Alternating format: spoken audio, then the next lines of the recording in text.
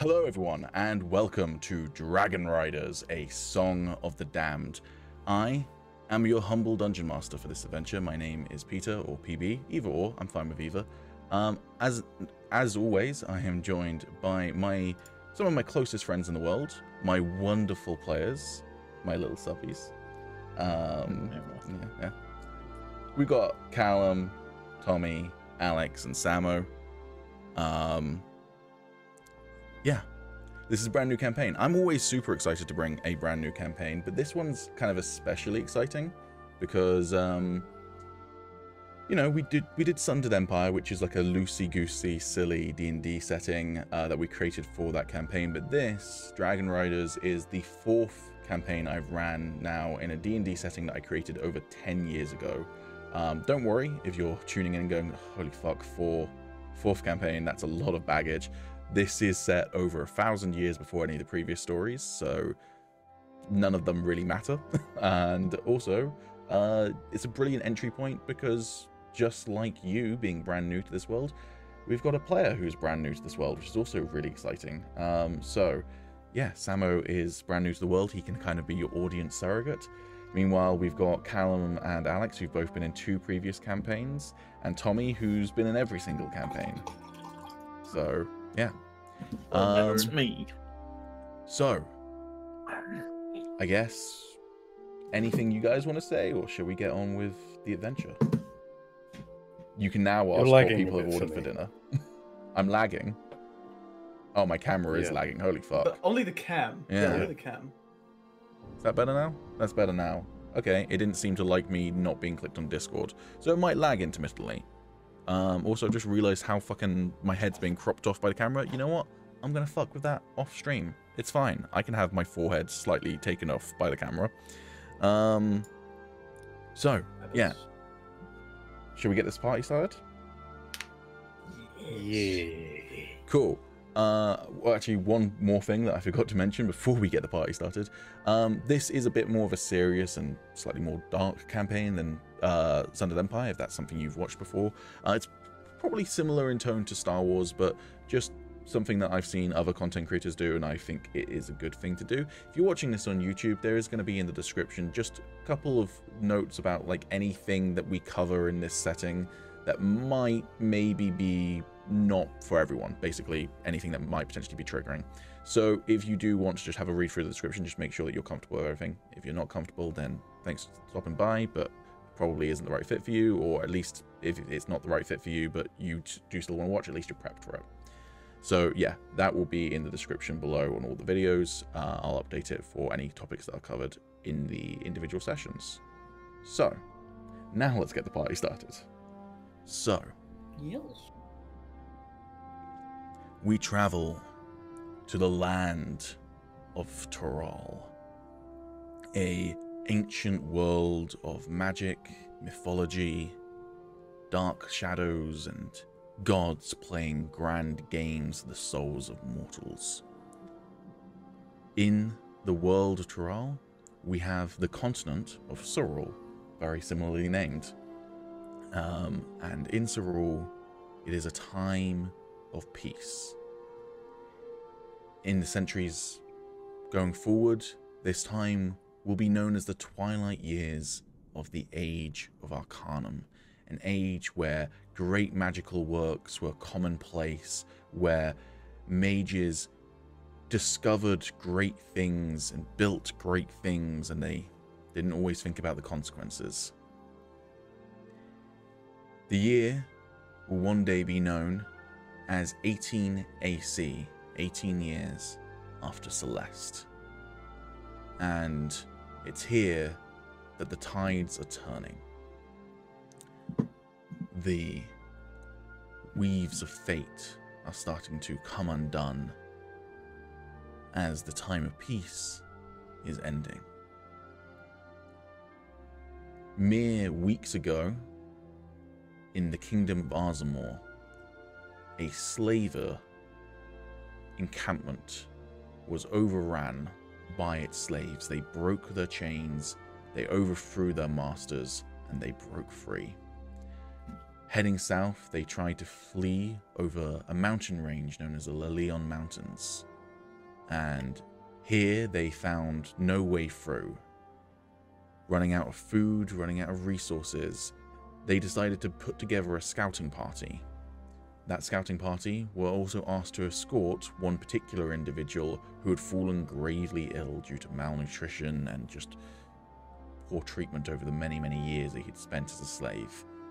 The hope is that they can find something, anyone who can heal them, and as a smaller group they'll bring less attention and hopefully find a way out of the mountain pass. As we fade in now to a snowy tundra path, how about we go around and introduce the party? Let's start with who I imagine is possibly leading the group. We've got a fighter or a barbarian who would be at the front of this party. Probably me, because I'm a man of the wild, so yeah, I'll probably be navigating. For a moment there, I thought Callum had grabbed a electric drill, and I was very confused.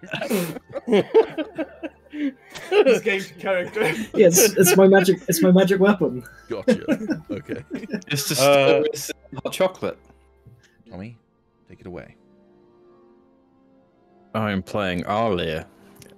I am a giant barbarian tiefling. You guys behind you would see a hulking ball of red flesh. Not wearing many clothes, just your typical hide pelts. Probably a like a wolf pelt or something in this temperature. He's got a big axe, almost glowing yellow eyes. Your typical big, tough horns. Long black hair, big bushy black beard. Yeah. He's a simple guy. Oh, and he's got a big thick rope with the head of a hammer hanging around his neck. I don't think giant really does it justice. So I'm just gonna highlight according to the character sheet you built. So if you want to retcon this, it's too late. It's on the record now. Oh God. 6 foot and 7 inches. Yes. Oh god damn. That's a man right there. I was about to ask if he's because he said giant tiefling. I thought he might mean like half giant, half tiefling. And I wasn't sure if that's what he meant. I mean, as far as he knows, no, but maybe there is some giant in his ancestry.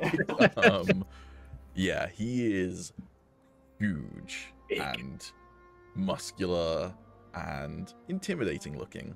He's a wall. He is a wall, yes.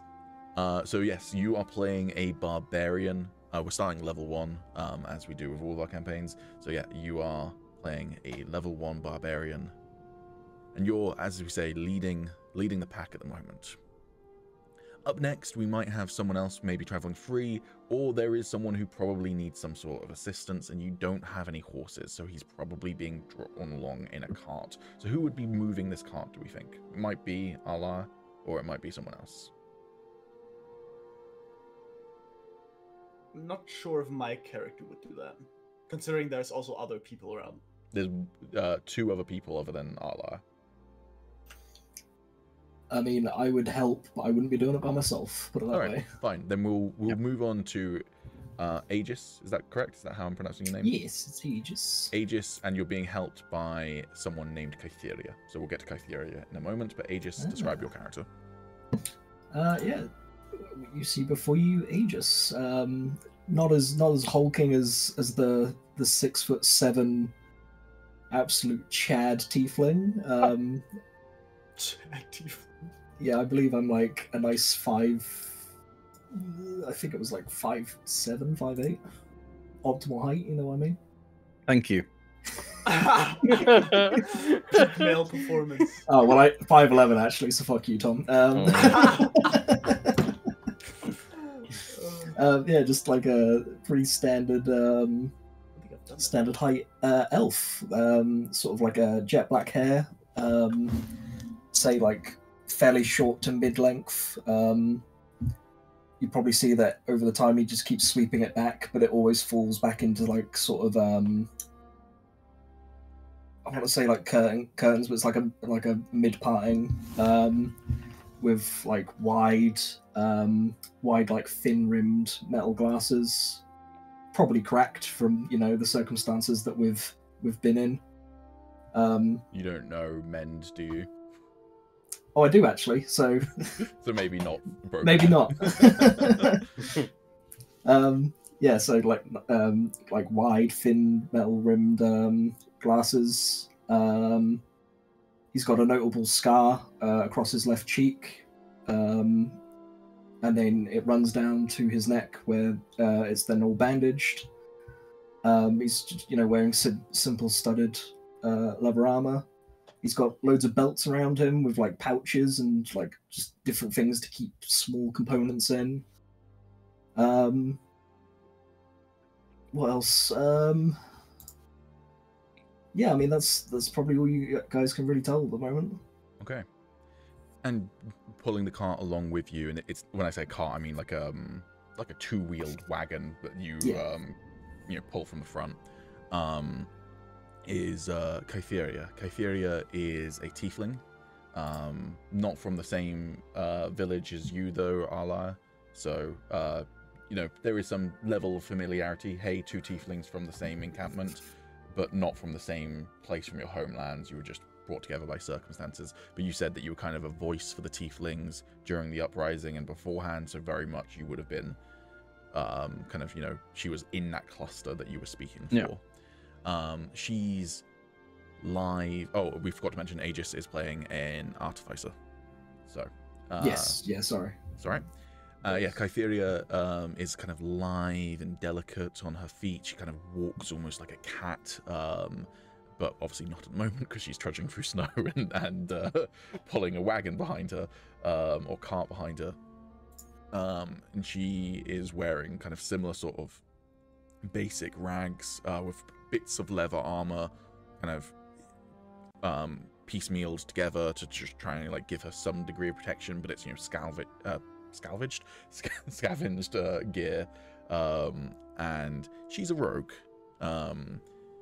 You might see in your journal notes, all of you, some little notes on her if you want to know a little bit more about her, but just the basics is that you get the sense that she's not necessarily not in it with you, but that she's only in it with you because it's her best chance of survival, not because there's any like necessarily moral obligations or anything like that. Okay? I have a small question. Yes. Did we all get the same rumor about Kytheria, or do we all You've have... all got the exact same information about Kytheria. Okay, cool. I'm loving Tommy trying to fix his camera. Yeah. It ain't working. Just let it happen, bro. It's just what I do. Yeah. Just It'll fix give. itself. And then in the cart we have Valoon. Is that pronounced? Veluin. Veluin. Thank you. Yeah. So, Veluin, describe your character. God. There we go. Veluin is a round about 6'2" when standing drow. Sort of charcoal skin, though much paler than he would usually be. He has sort of like full-bodied, like ash white hair that sort of falls just below his shoulders. At the moment, he's very sort of emaciated, and looks totally out of it. As Pete mentioned before, he's malnourished. He looks as weak as he could possibly be. He has red eyes with black pupils, but not menacing looking eyes. In fact, his face looks like quite friendly, even as he lays there in like a lot of pain and everything. He has like a small smile across his face. He wears he still has the manacles or shackles, whatever you want to call them, on his wrists and ankles. along with some sort of like cloth around his sort of torso with drips and drabs of like scale mail that he could pick up as he managed to leave, and a rapier by his side. And over the top of you, there is a handful of like really pitiful blankets. Like they're not designed for this sort of weather whatsoever, but they did provide you like 3 or 4 because they knew that if you had nothing, then you would be dead. And then kind of tied to the bottom of the cart that you're on is 2 tents. So you do have some tents with you for your travel, but not enough for everyone. So some of you are going to be sleeping in bedrolls out in the elements. And then bringing up the rear, we have Zyla. Would you like to introduce yourself? Zila, but Zila. Yeah, sure. It's all right. Not spelled the same way as the warrior princess, but it's all right. I mean, just I'll explain real quick. It's fine. But, That's Xena anyway. Oh, you're right.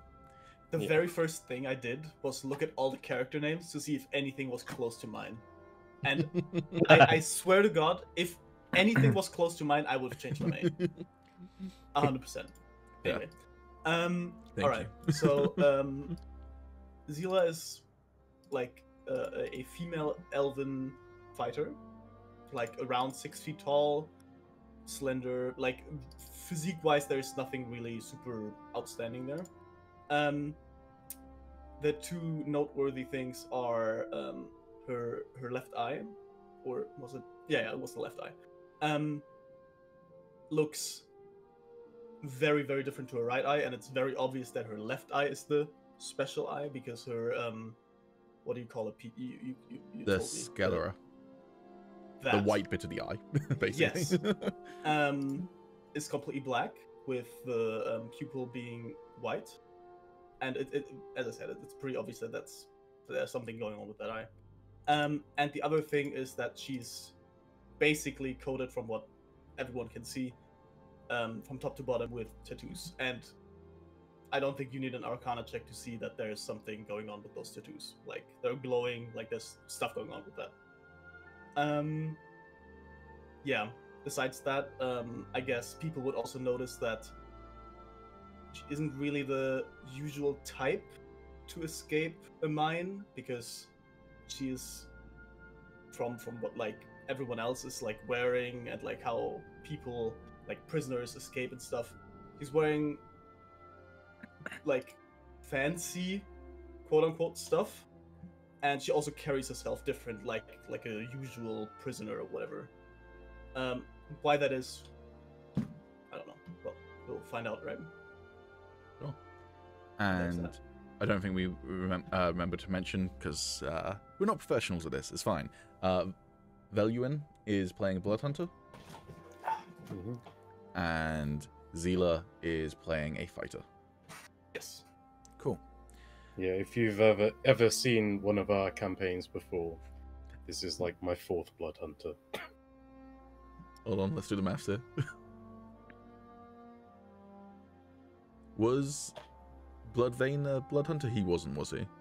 Nope. Okay. But Vilkrum was. But Vilkrum, what? Yeah, it's your 4th one. But I'm hey, 100% fighter. out of 6 characters in my D&D campaigns, that's not a 100%, you know? When you think about it, I've played a rogue in every single D&D campaign I've played with you guys. Based. Also, it's not a part of, this channel, but I've also played a blood hunter in a one-shot as well, so technically fit. Alex likes blood hunters, it's fine. And there's a story reason this time as well for him to play a blood hunter. It's quite a compelling story reason. We'll get to it. If you don't know what blood hunter, by the way, is, and you're familiar with D&D, blood hunter is a homebrew class made by Matthew Mercer. It is available on D&D Beyond as like a partnered content thing. But yeah, it's not an official one, but it's a pretty cool one. And yeah, based off The Witcher. Based off The Witcher, yeah. Cool. So you are heading through this mountainous terrain. You're not like at the top of the mountains. You're in this kind of like middle area where there are still forests and trees and such like. As you pass by one of the you pass by, but basically like over the crest of this sort of hill, over this woodland area. You come to a point where there's a cliff overlooking the mountainous terrain before you, and everyone give me a perception check. Ooh, first rolls.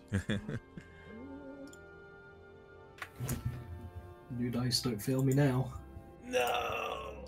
This campaign's gotta go shit. Zila with an 8. Yikes.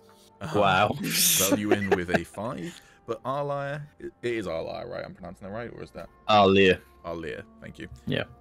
Do correct me if I get them wrong at any point. Arlia with a 17 and Aegis with a 16. Cool. The good news is that the perception I was looking for was not high. The bad news is an 8 and a 5 are pitiful. So It's fine. I'm laying in the car. I'm not paying attention. Fair. My eyes closed. So, Arlia and Aegis, you both notice as you kind of come over this hill and you start to look over this view, similar to the view that we're currently seeing on film, you see from a tree just kind of next to you, going up a good 20 feet or so, hanging from one of the branches, is a body.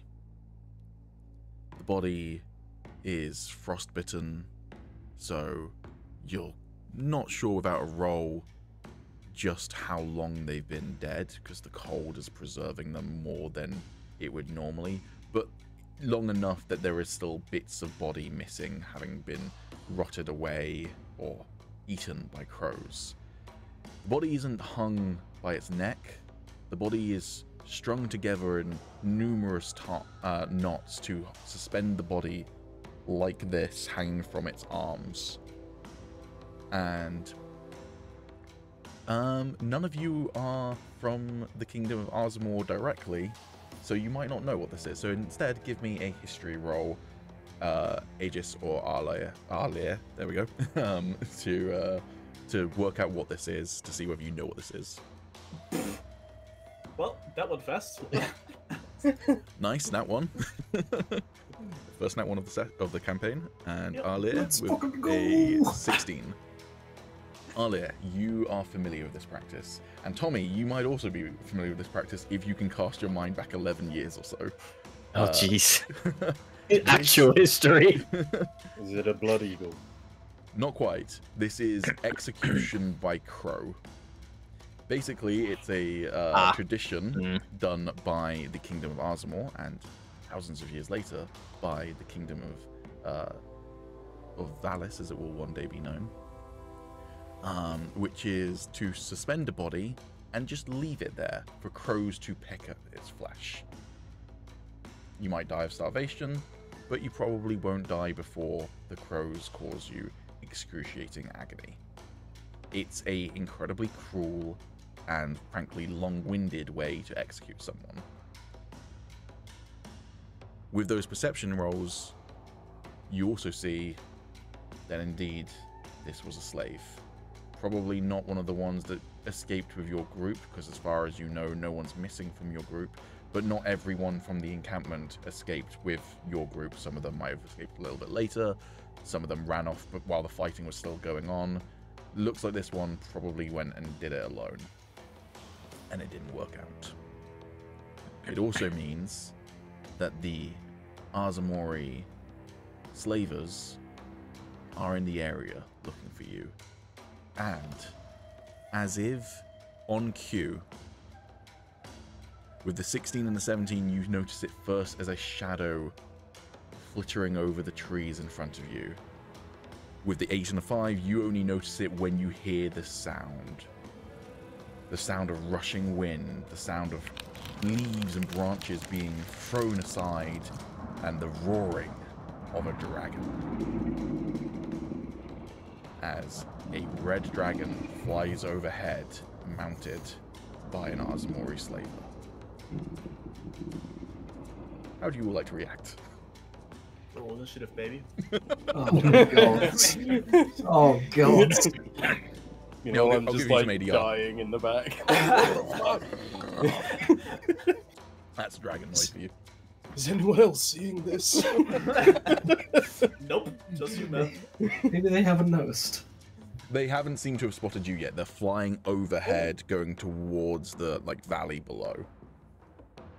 I mean, are we like on a straight path? Is there any way to hide, or? There are some trees around, yeah. Guess we're. Can I look at what the party are doing? Oh, well, I mean, Kytheria has immediately left her post and gone to hide in the trees. They're hiding. Yeah. Okay, right. Yeah. Then I'm gonna run behind a tree. Okay. Yeah, I would like to move the cart under a tree. Yeah, I'll push. Yes, by myself. Yeah, Now that Kytheria fucking... has absolutely left it Yeah. for you to do it by yourself. I'll push. I'll help. Okay. I won't get you to roll athletics, don't worry, but I will get you guys to roll stealth checks.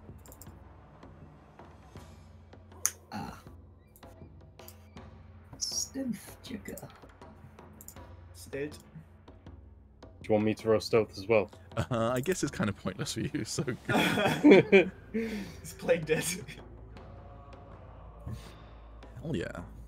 Got some decent stealth rolls in there, so we've got an 11 from Aegis, 19 from Zila, and a 6. I mean, that's fitting. Makes sense. Yeah. Yeah. I was 7 foot tall. Honestly, when I read your height, I was almost tempted to give you a negative I'm basically, for stealth. I'm crouching behind these trees.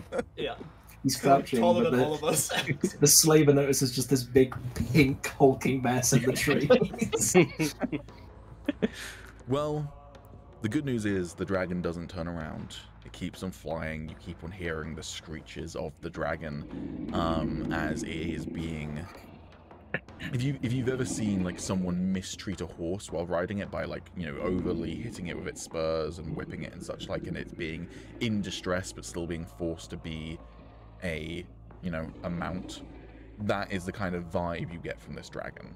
It is not a symbiotic relationship between this dragon and its rider. This rider is forcing this dragon into submission and flying through the air with it. So it screeches, it roars, but it doesn't turn around, and neither does the rider. However, even with that 19, you get the feeling you're not safe here. Why is that? Because they're searching for you, mate. Oh, okay. I was like, is there something immediate? I don't know. What do you guys want to do? Oh, it's worth noting as well, you've probably left the main camp about a day and a half ago. How far are we away from the camp? About a day and a half's journey. So. Do you want me to put it in miles? No, I don't know. I wasn't sure how long we were traveling already. A day and a half. Quite light years, man, except in medieval time. Wait, didn't he say that? He did say that, yeah. Just Yeah, before he said you we're asked your traveling for question, I a day and a said, I half. should probably clarify, you left the camp about a day and a half ago. Yeah, but we're trying to get to the camp again, right? No, you're trying to scout ahead and find a path out, and also okay, to never hopefully mind. find Veluin a Never mind. medical attention, if you can Okay, find it. okay. Then the question really was.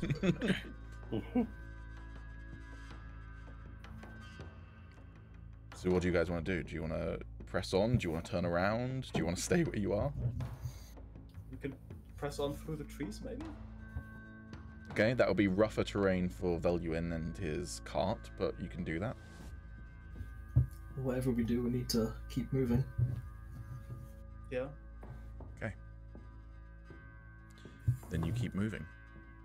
And I'm not gonna lie, I love this animated map, but it is causing some OBS issues, so kind of looking forward to getting off of it. So. I should also give a quick disclaimer. I still have the Rona, so if I start dying, then I apologize. I didn't even know you had the Rona. Why is the Or first you thing you still do have it. rotate your token? Yeah. I still holding control, so as soon as we got to the map, I tried to zoom in and just immediately started rotating. Okay. So. Yeah. Later that night then, at around about 8 p.m., you find yourselves making camp.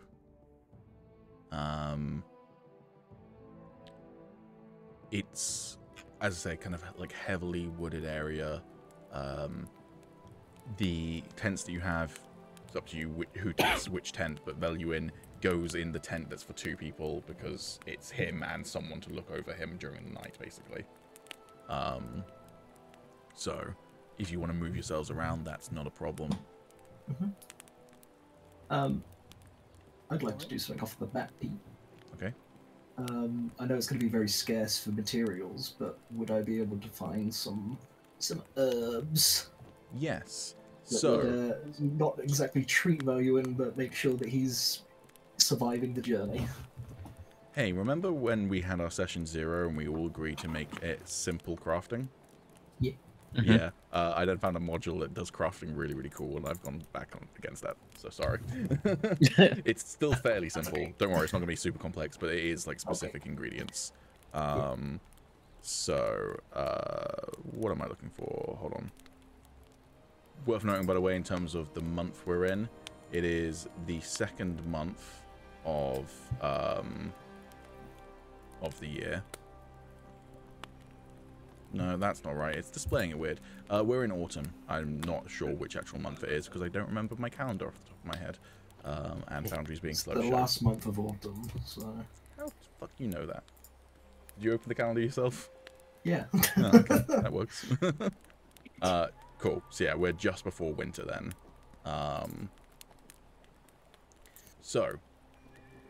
What are you looking for? Are you looking for healing supplies then? Yeah, basically. Just anything that will help Velen on the trip. Lehlion. If I've got to get it right, you got to get it right too. Yeah, no, that's fine. It's another L name. Cool. So, I need to remember how to launch this process. I think if you go to your character sheet, I want to say, is it the crafting menu up at the top? There is a crafting menu. I think that's where you go. I click the button, nothing happened. Okay, that's For fine. me, neither. Oh, no, it happened now. Cool. So, you need to roll me a survival check. Survival or nature? Yes, sorry, nature. We agreed it was nature, didn't we? Yes. And basically, one thing I haven't worked out how to manually change this, but basically, the main ingredient for healing potions in this module is only available in swamps. I'm basically going to make it so that's available everywhere. Okay, cool. I don't have a herbalism kit on me. I am proficient in it, but I know that doesn't really do anything, so it will just be a straight nature, yeah? Yes. Cool. So yeah, give me a nature roll. Cool. I'm going to allow you to roll twice. One's going to be on the mountain table, and one of them's going to be on the swamp table, just so you can. Cool. Unfortunately, it wasn't supposed to be a D20. But you know what? You rolled a nat 20. I'm gonna acknowledge that. So your nat 20 is gonna be for the red amanita mushrooms. Okay. Which is what you need for healing potions. Now roll me a D8. And a D8. Oh, I have to do that manually. Ugh, cringe. Oh yeah, and I don't have the dice tray, do I? Oh, I do have the dice tray. Oh, well. Cool. You also find some sour grass. Sour grass. Cool. I'm Now, gonna how do I add get that to my these? inventory. Yeah, how do I get these into your chat? Got some grass. Let's smoke up, boys. Oh yeah, buddy. Gotta fix you first. Motherfucker's about to fucking die. He's like, what? Do I smell weed? Pass the bong. Also, I respect that the final book for like the really cool potions is called the Dankest Herbalist. And since you found, since you got a nat 20, I'm gonna ask you to roll me a d6 as well. D6.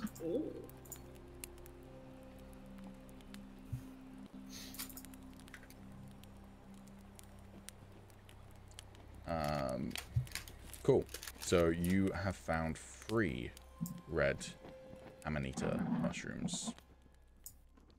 So yeah, basically I'm going to make it so Amanita mushrooms can be found anywhere in the world, just because otherwise you'd have to Some constantly places go might to... be harder, or just... yeah, but with a nat 20 I'm just going to let you have it. So yeah, you find 3 of those mushrooms, just so those should be now in your consumables. And then also we need to get you some sour grass. Yep. I'm already loving this. I'm already loving this system, Pete. You have no idea. Excellent. What I hadn't done properly was import the compendiums, but that's fine. I can do that later. For now, I just need to find the right compendium. You guys have no idea. Oh, I'm so excited. This is, you know, when I was like, hey, I just found a bunch of really cool stuff. This was one of them. All made by the same guy as well. So shout out to, oh god, shout out to, I've got his name, the Ripper93 Foundry Module Maker. Hell yeah. Cool. Yeah, so you also have in loot sour grass. It's not a consumable, but it is in there. You only found 1 of that though. Okay. Cool. Thank you, Hyde. Appreciate you for stopping by. I know that we're not like super interacting with chat. We just tend to ignore it during during play, just so we don't interrupt stuff. But yeah, thank you everyone for coming by. Mo and Neo No N13. Yeah, thank you for coming by. We appreciate you. Cool. So yeah, you go off while everyone else is setting up camp. You go and scrounge for some supplies. So then to actually make the potion, that would be then using your crafting menu, and then you only have access at the moment to the first one, which is the Brewing Alchemist. Nope, tell a lie. Not the Brewing Alchemist. The Budding Herbalist is the one you want for potions. I see. And you should have then the recipe for Potion of Healing. And you have the ingredients, so you should be able to then craft those. And I think... I press the button. Yep. Is it doing it? I think you have to press the hammer button. Up at the top. I'm pressing it, but it just might be lagging. It might be lagging, yeah. Yeah, for me it was also pretty late. If not, I can just manually do it, but... Yeah, you might have to manually look, because it's not happening. Fine. Give me... you don't have a herbalism kit. No. Unless you want to trade your alchemist supplies for a herbalist kit, I'm happy to do that now. No, it's fine. I was happy with having a artificer kit, well, alchemist kit, but not a herbalism kit. I'm happy to get to that point. Is that what we do? So. Cool. I assume the alchemist kit would be required to make potions. No, alchemy is for making alchemical concoctions. Herbalist is for making potions. Okay. What would poisons be under? Poisons kit. Poisons is poisons kit. Oh fuck! So many kits. God damn it! Well, guess I'm making alchemical concoctions then instead. Oh, that's why it's not working. It's because you don't have a herbalism kit. That's fine. We'll just manually override it. Just give me a nature roll again. Yeah, I'll do that. Basically, you're looking for anything over a 10. If you roll under a 10, you ruin that mushroom and don't make a potion out of it. That's what I'm going to say. Okay. So can I roll 3 of them then? Yeah, so three ones, and then obviously if you're rolling really bad, you can choose to boof off of it. So that's 1. That's we 2. out here brewing potions, boys. Very nice. Hell yeah. Cool. I'll remove those mushrooms, and then you will get 3 potions in just a moment. The other thing, by the way, in that crafting menu is there's a cauldron button when you go into the crafting menu. That basically just means you can throw shit into it and potentially discover recipes. Happens? Yeah. Oh, that's cool. Yeah. Again, are there really actual cool. hidden ones? Yes, there are, from my understanding. Okay. And when I work out how to do it, I can also create new ones as well. I'm so excited for this. Yeah, this is why I picked out. This is why I picked out Artificer. I literally like this was the one that made me go, ooh, let me look into this guy's modules. And I'd had a couple of them before, but I looked into his like premium ones that he has a Patreon for, and I went, it's like Baldur's Gate, and I really like Baldur's Gate. Also, Pete, I don't think you revealed it to us yet, but the stream layout looks sick as fuck. I did post a preview of it, but yeah, I'm really happy with it. That's so Wicked. Didn't make it, customized it, but yeah, obviously did not make those animations. I'm not that smart. Cool. So Aegis, you spend the evening while people are setting up camp. You're going out and gathering supplies, and then you're using the campfire to put the to brew these potions. It's not great. You're not doing a great job of it, but needs must. Needs must. You've managed to put something together that should actually help, and you have now 3 basic potions of healing. Excellent. What's everyone else doing in the evening? Veluin, I don't want you to feel like you can't do things. You are ill, but if you want to do stuff, I'm trying not to die. okay. Tossing and turning. Concentrating. Zila, what are you doing? How long would the potions making take? With, Let's say like an hour and a gathering half. mushrooms. With the gathering, maybe 2 hours. I mean, seeing as all people are like doing stuff and are busy, I might already go into like my trance. Okay. For 4 hours. If nothing breaks, like my concentration, that is. Okay. Yeah. And Ale? I probably would have gone to find some decent food so Vel can eat well. Maybe some meat if I'm really lucky. Cool. Roll me a survival check.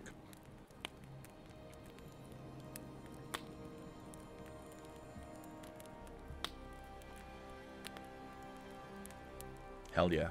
Yeah, you find some mountain deer, and you've got enough experience with this sort of thing. You know, you grew up in the Lehlion Mountains. You are familiar with mountain terrain. To be fair, this is much colder and more covered in snow than the mountain terrain you're familiar with, but mountain terrain, at the end of the day, is mountain terrain. And you're good at tracking, and snow is pretty good for tracking, because when it's not actively snowing, animals leave very obvious trails behind. You spend a while hunting these tracks through the snow, through the forest. Eventually you see a deer drinking at a little stream. You ready your javelin. You loose, and it goes straight for its neck. That is actually a great point. Could I Nice. reverse what I Yeah. doing? Right.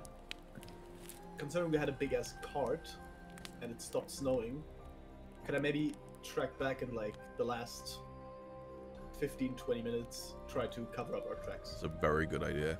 I'm not going to need a roll for that. Actually, no. Just so we can get some roll stats. Roll me a stealth check. Bingo. No one's going to spot it from the sky, but if someone was on the ground, then this roll might matter. A 14's decent, though. You do a pretty good job, you think.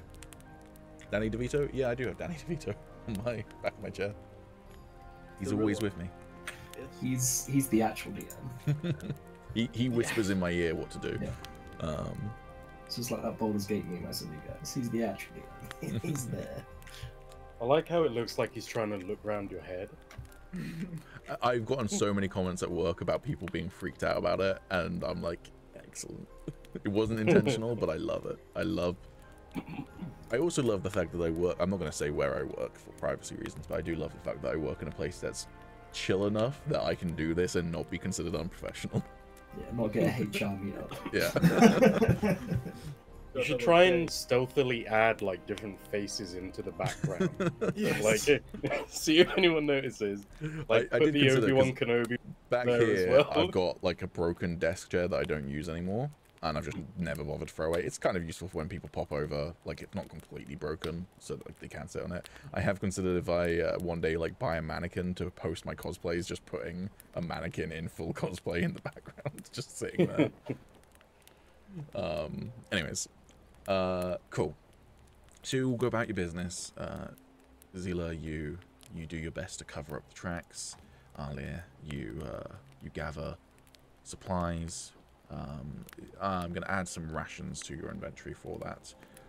With a 19, I feel like you deserve, let's say, 8 rations, so enough for everyone twice. Nice. Good.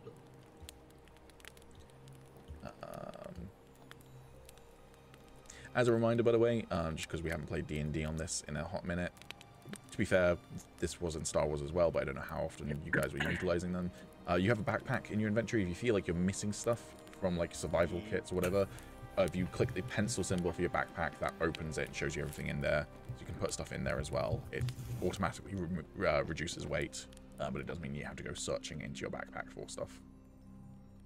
So at the moment, Tommy, I've put those consumables, those rations out of your backpack. If you want to put them in your backpack, that's fine. But you're probably going to consume them. So, cool. All right. So, you all settle down for the night? I do. Yeah, I mean, I'll take the potions I've just brewed. I'll sort of hold them up to the flame, just like get a look at them. I'll sort of tap the glass. They seem like they'll do. It's not my best work, but to do. I'm just passed out. I'm gonna creep into the tent. Time to take your meds, old man. I have some concoctions for you to try. How's Valuan looking? So you said you're passed out, yeah, Alex? Yeah. I'm going to give you an option, Alex. Do you talk in your sleep? Sure, yeah. Oh, Okay. What are you muttering about in your sleep?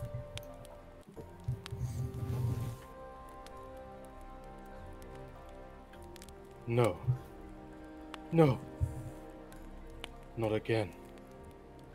It can't be happening again. I will save you.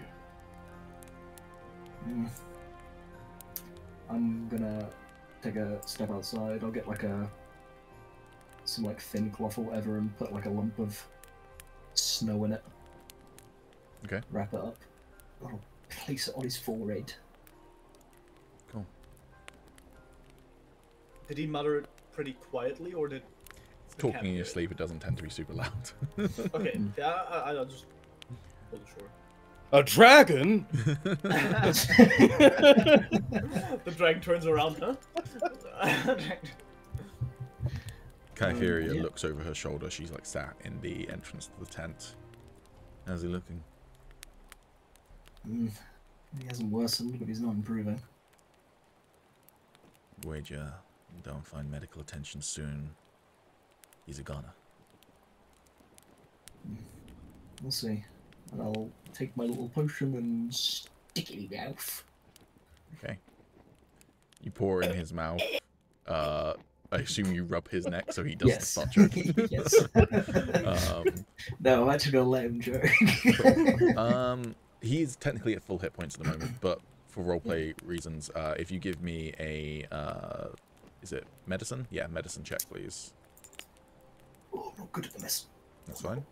We'll give you You're a. very good at medicine. Damn. That's your second nat 20 of the campaign. Yeah. Hell yeah, baby. Did you get the nat 1 as well? Yep. Yeah, he did. All right. My dice stat's gonna look crazy, bro. Cool. Yeah. With a nat 20, his complexion seems to improve significantly. Warmth restores to him as the potion flows through him and starts to magically heal his body as best as it can. But frankly, really all you're doing is keeping the decay of him as a person at bay. You're not fixing anything. Also, just to clarify, we found him like this, right? We don't actually know what happened. He was like this in the slave encampment. He's only gotten worse since you escaped. Right. To the point that basically when you got to your camp, where the refugees are, that you've been at now for a few days, the decision was made by kind of the leaders of no one's been elected the leader, but like there are a handful of people who've kind of become voices in that community. It's up to you whether any of you are. I think potentially it would make sense for Arlir to be one of them as the voice of the tieflings. But basically the decision was made, we're not getting out of this mountain range anytime soon, and if this guy doesn't get treatment, he is going to die. And also we need to send scouts out, so let's do both at the same time. Let's send some scouts out to try and find a way out of the mountain pass, and hopefully find him some medical attention while they're at it. Alright, cool. and your group. It's up to you how much you guys have kind of interacted with up until this point. You only escaped about a week and a half ago, so you've not been together that long in terms of as escapees, but obviously some of you have been in that encampment for years, so potentially some of you do know each other.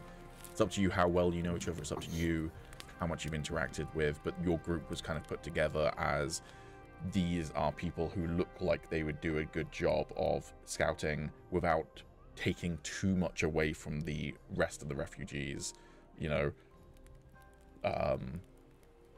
basically not sending all of the leaders off all at once. So, has Samuel got the torch of his phone on rather than turning the light in his room? Jokes on you, you would. German engineering at its I'm not convinced that finest. Samuel actually has a light bulb in his bedroom. I do not. You don't? I do not have a light in my room. German engineering. Okay. I mean, I have now. I Never want knew to. that about you. I would That's also fucking make. wild. I'd also like to make a point. I also don't have lights in my room. I only have the lamp. Okay. Wicked. Just to clarify for both of you, and I'm pretty sure I I can don't have a see a light. light in Callum's Yeah, room. doesn't It's work. Cool. Fine. I'll get around to fixing it eventually. I mean, I can't judge you for that. I still haven't fixed my shower, so I've been living in this flat for nearly 3 years.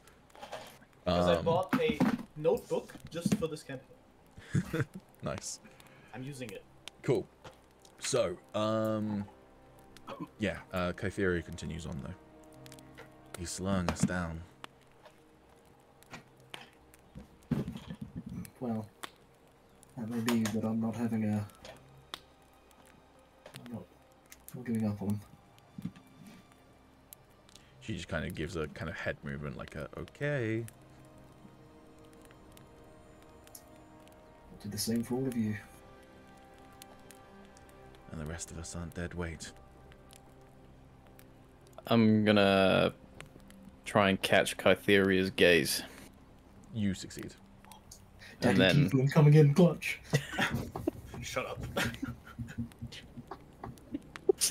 and then I'm gonna gesture for her to come sit by me. She will deftly stand up, shake some of the snow from kind of the bottom of her legs, and then sit down in the snow again, so that was kind of pointless. Mind your words, Kytheria. We're not gonna win any friends with the other races by saying things like that. You know I'm right, though. We're playing by different logic now. Very well. How old is she? In her 20s. Oh, okay. Yeah, so Which, very young. yeah, and you are how old again? 63. Yes, which Jesus. as a Daddy. tiefling, they can live for like 300 years, I think we said, or 350, 400 years, in that sort of range. 280, I think. Either way, 60 Yeah. is like, it's not young, but it's also not like 60 to a human. It's, you know, Yeah. it's like the equivalent of 30s in terms of lifespan. So he's definitely got a lot more years though than Kytheria, so. And a lot more wisdom, you'd assume. I'm actually not sure whether your wisdom score is significantly better than hers. Probably not. 14's not bad. I actually don't remember what I gave her. He's got a mean Riz face though. Your wisdom is actually pretty significantly better than hers. Oh, She's got okay. 10. So, yeah, that makes sense. Yeah, she will just kind of bite her tongue at that point and just stop poking the bear, so to speak.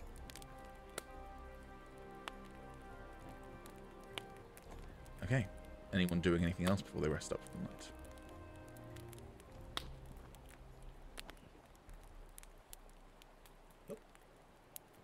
Okay. Where's everyone sleeping? What are your sleeping arrangements? Are they as is? So this tent has enough for 2 people, just about. Comfortable for 1, but just about enough room for 2. This one's just Or one about got enough armor. room for 3, but comfortable for 2. And then obviously the bedrolls are 1 each.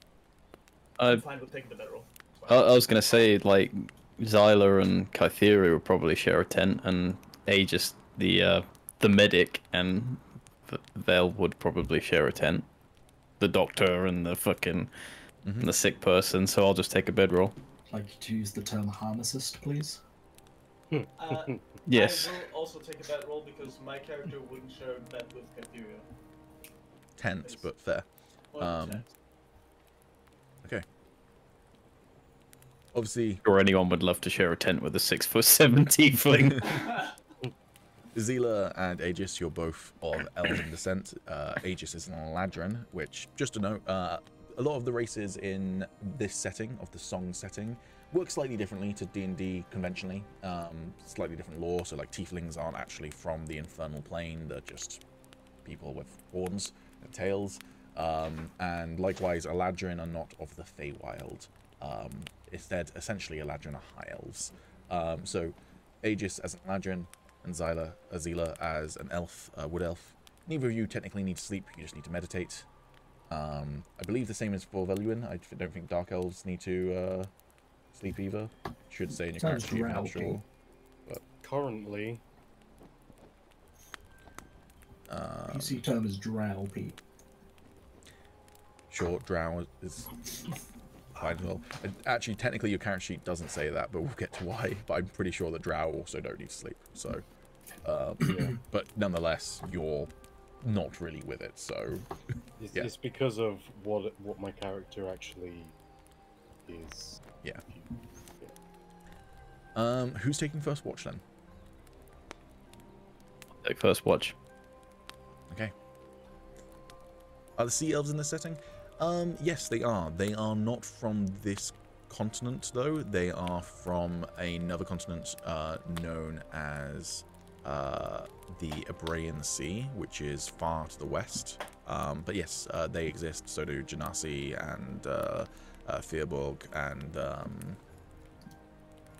various other kind of races. Most races do exist. Some exceptions are kind of the more like animalistic ones. So sorry, Mo, no cat boys. And Yeah, sure, no Dragonborn. That's kind of the big one. No Dragonborn technically exist in the setting. They also technically do exist in the setting, but it's all weird. We'll get to it if we get to it. Cool. So, people take a long rest. Ali, you're taking first watch.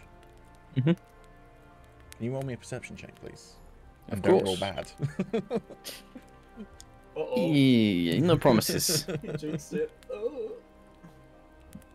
Yeah, had to was say it. So close to a nat 20. Yeah, had to Fuck. do it. With a 6. It's fine. You hear something loud and ruffling through the trees, but you have no idea what it is. You also don't know where it is, other than vaguely to the north of where you currently are. It could be an animal. Could be a dragon. Could be a large army. Could be the wind. Must have been the wind, right? That's the wind. Right, he says. Oh, no. Wind's howling. Wind is howling. I do, because I live in a 4th floor flat and it's very windy sometimes in the area we live, because we live in a valley. I say that to myself so often. And because it is quite often howling.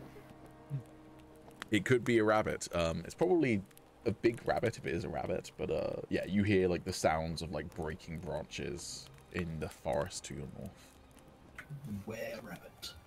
Got them thumpers. How would you like to react? How far away do I reckon it is? Like at least beyond your vision, probably further. You came from the south, so you don't really know fully what the terrain is to the north, but you are pretty sure it goes up. I'd probably get my axe out, and I don't want to wake anyone up yet, because it literally might just be a hare. So I'm going to investigate a little bit.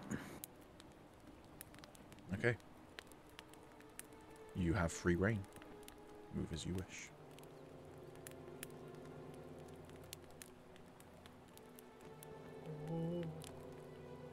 Ooh, pee.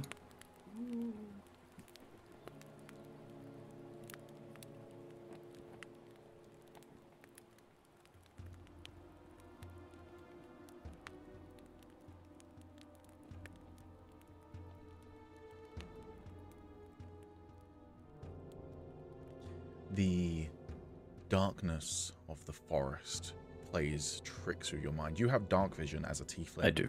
But nonetheless, you see shadows playing on shadows. Maybe because you saw, you know, a fucking dragon rider earlier today, but you can't help but feel like the hairs in the back of your neck stand up. But nonetheless, you don't see, at the moment, at the very least, the source of the sound.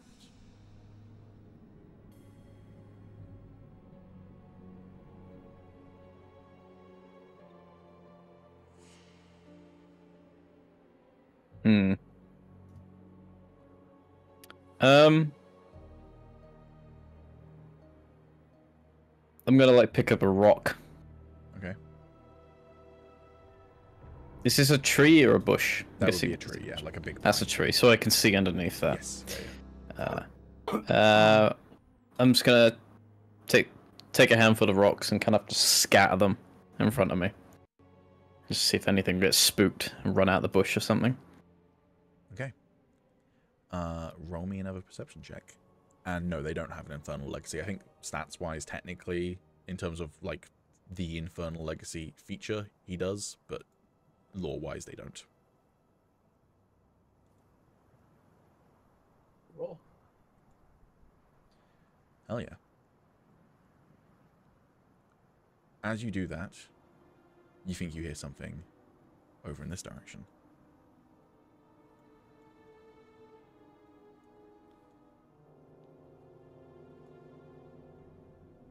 Roll me a wisdom saving throw. Oh god.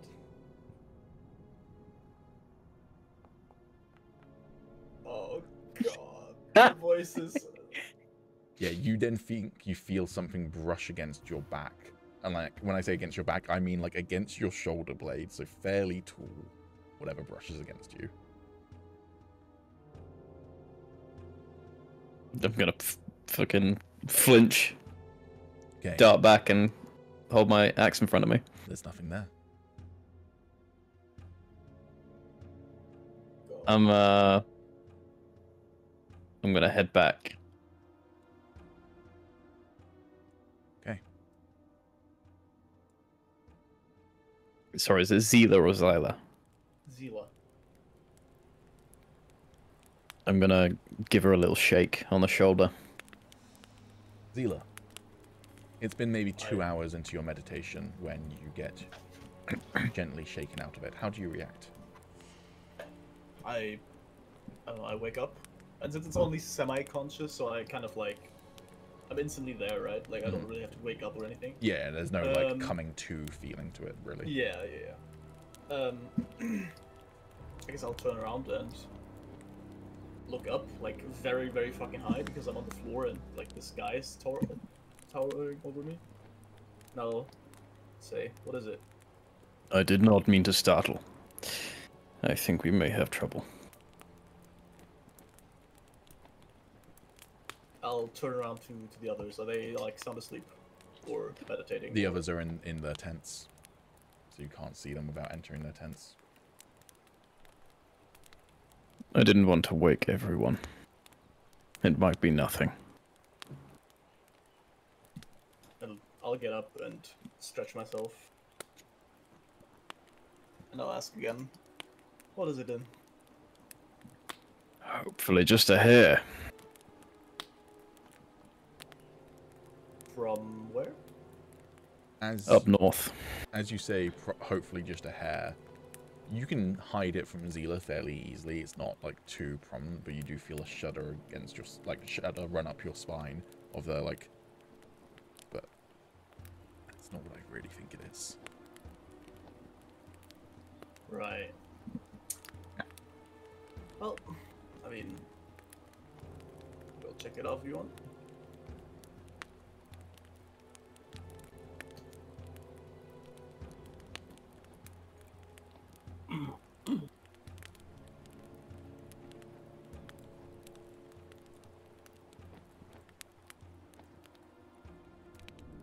Okay. Over yonder. And I'll point to where I heard the noise. Are you wanting Zila to go first? No. Okay. Just so she knows where to look.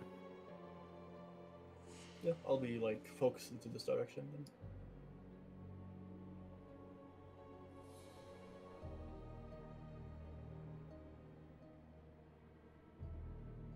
Can I roll a perception check now that I'm like in the middle of this like little valley here? Yeah. Maybe. I'm guessing my ship sailed on that one. For now. 15? You might get another Yeah. chance. Okay. With 15, Zila, you're peering over in this direction, yeah? Yeah, I guess like like what's in front of me, like here, this spot, like I don't know. I guess like the 90-degree cold in front of me, basically. Cool.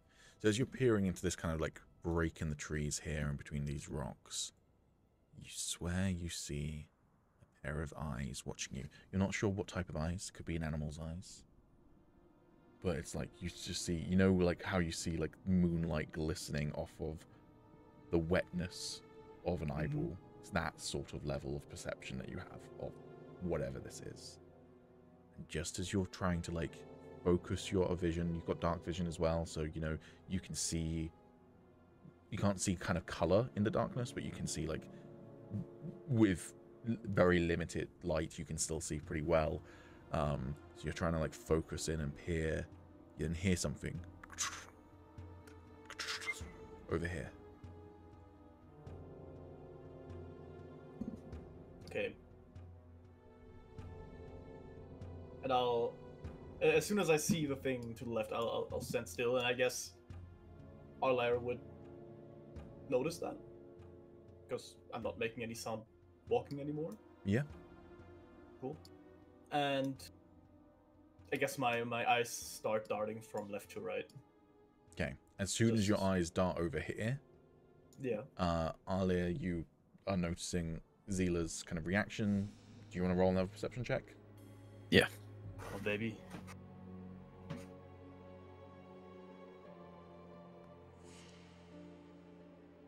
So close to a 19. With a 13, fine. You both swear, but it's like that level of you swear where it could just be the nighttime, the cold, the suspense, the trepidation playing tricks in your mind, but you both swear. For the briefest of moments, you see a humanoid figure dart up here, like they're moving between trees. Where? Up here. Hold on, doing the shift ping. That's not working for some reason. Was it not shift ping? Is it? Shift ping not working for some reason. That's no idea why that's not working. Up here.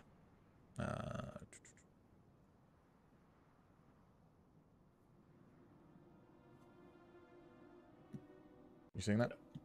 Yeah, this Yeah.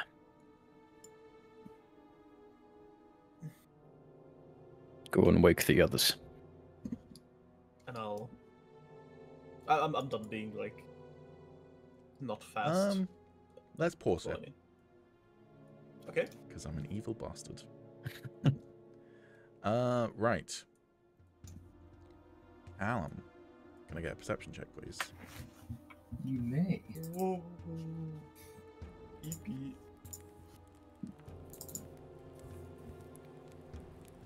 Something rouses you from your meditation. Sounds of footsteps outside your tent.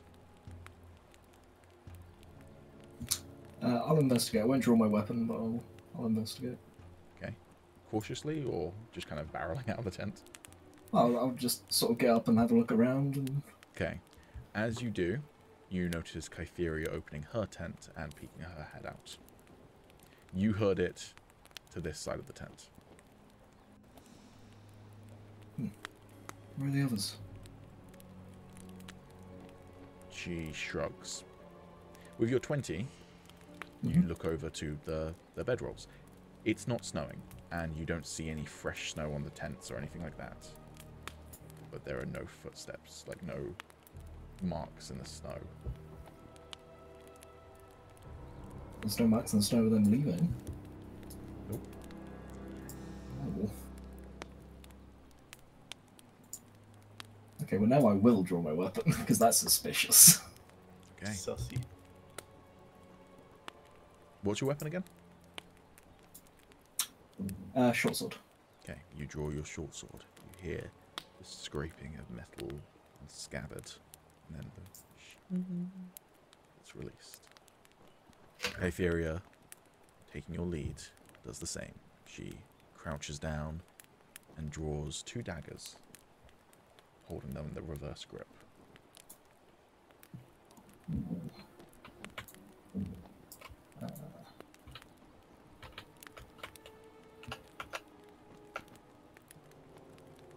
What's the button for measure movement again? It's been a while.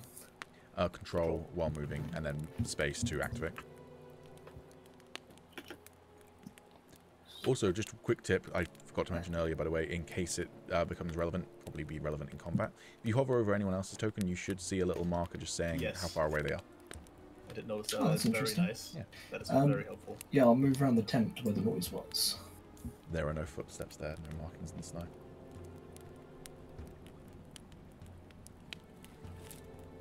It's a fucking mindfuck I'm forest. getting more and more uneased. Then you hear a woo to the south. God. There are cat people. That's not the noise of a cat person, but okay.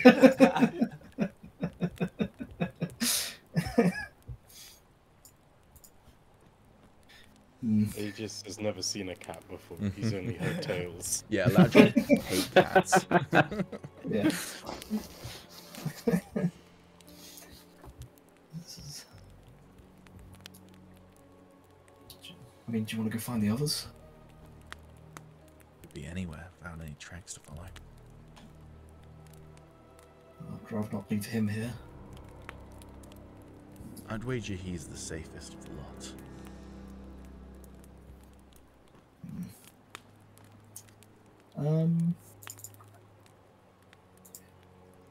I've got a question, Pete.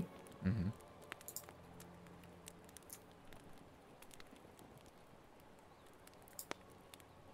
Does Booming Blade make a sound? Yes. It is a blade that makes a big, loud thunderclap sound, if memory serves. Okay. Kind of like a boom. Yeah. Yeah. Okay. So if I was to cast Booming Blade and then hit my sword on the floor, Mm-hmm. it would make a loud sound. Yes. Yes. I'm going to do that. Okay. So, if you can target yourself, please, and then activate Booming Blade. I know it's a cantrip, but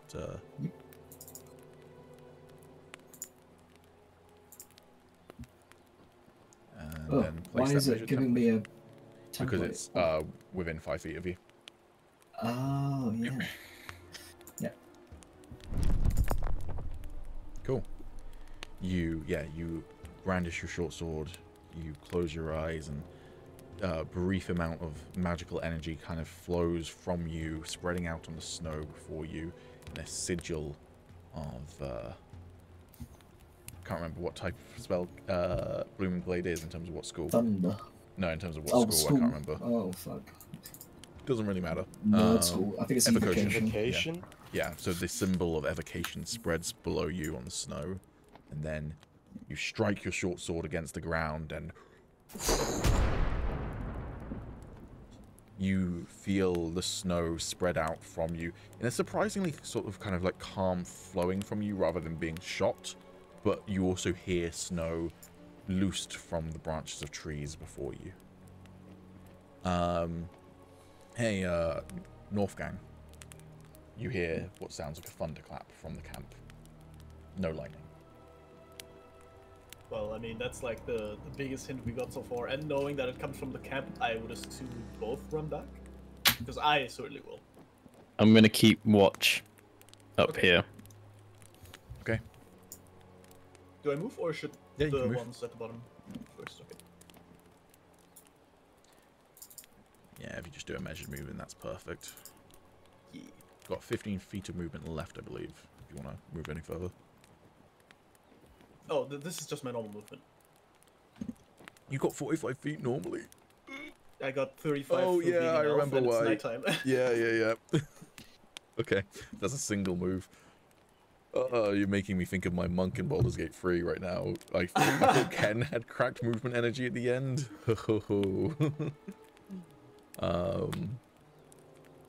Anyways, yeah, Yeah, this is good enough. I can see them. Yeah, you run to the edge of the campfire light, and yeah, you can see them standing there. You can see that Aegis has his short sword drawn. Kaetheria has her 2 daggers drawn. She's still kind of like crouched in the entrance to her tent. Veluin, nowhere to be seen, currently presumably still in his tent.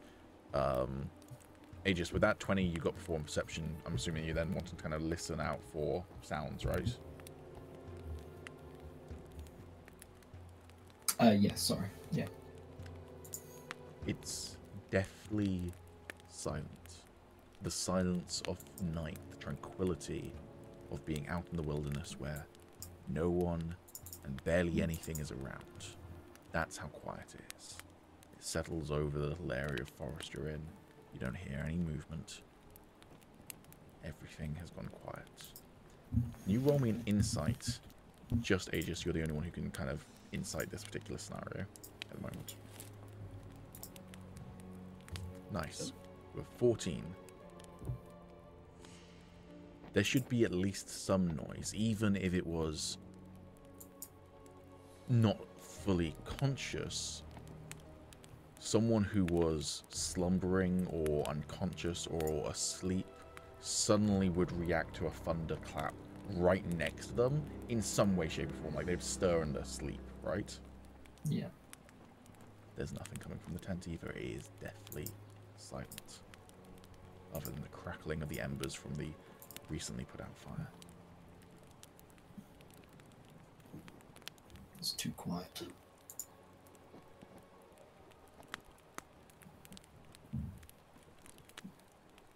It was some sort of creature prowling us, and hopefully it scared away, but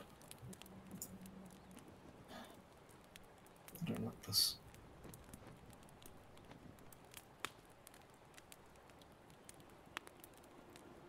Where was she? Says Kaetheria, kind of whispering to you so that it's not audible to Zila, but jutting her jaw towards Zila. Zila, you can see that she kind of juts her face in your direction, and says something, but you can't hear what. I don't know, but I woke from hearing a noise, so that maybe they did too. Just to clarify, we did also hear the howling. You did not hear the howl, but you did hear the booming blade. Okay.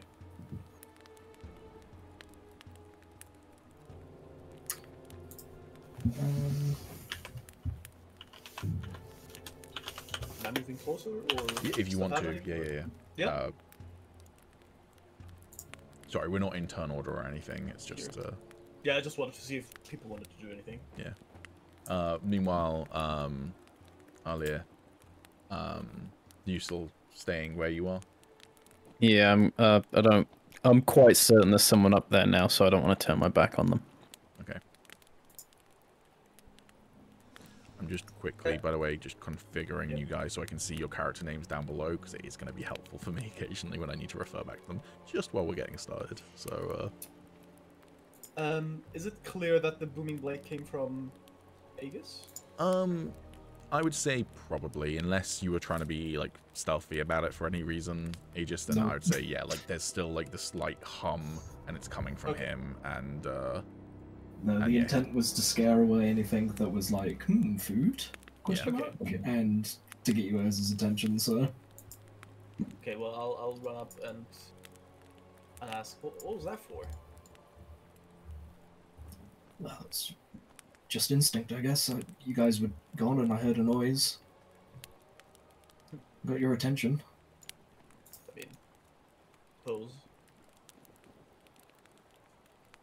it's Well, like, I mean, is there anything out there? Well, Arlyre is still back there, and I think I saw something move. But I don't know. a slight draft of wind goes through the trees. It seems fairly natural, you know, just you're in a kind of valley between two mountains, but kind of going up one of them, so like wind does kind of brush through every now and again. It comes through the trees, and it puts out the last embers of the fire. And as it does, it also blows open, because it's coming from the west. So it blows open the flaps of the tent next to you, Aegis. And Zila and Aegis, would you like to make me a perception check? Sure. Absolutely. Ooh. 16 and a 19. The tent is empty. Oh god! Well, that was a fast character, goddamn.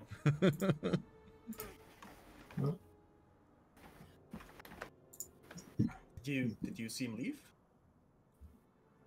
No, he was basically catatonic.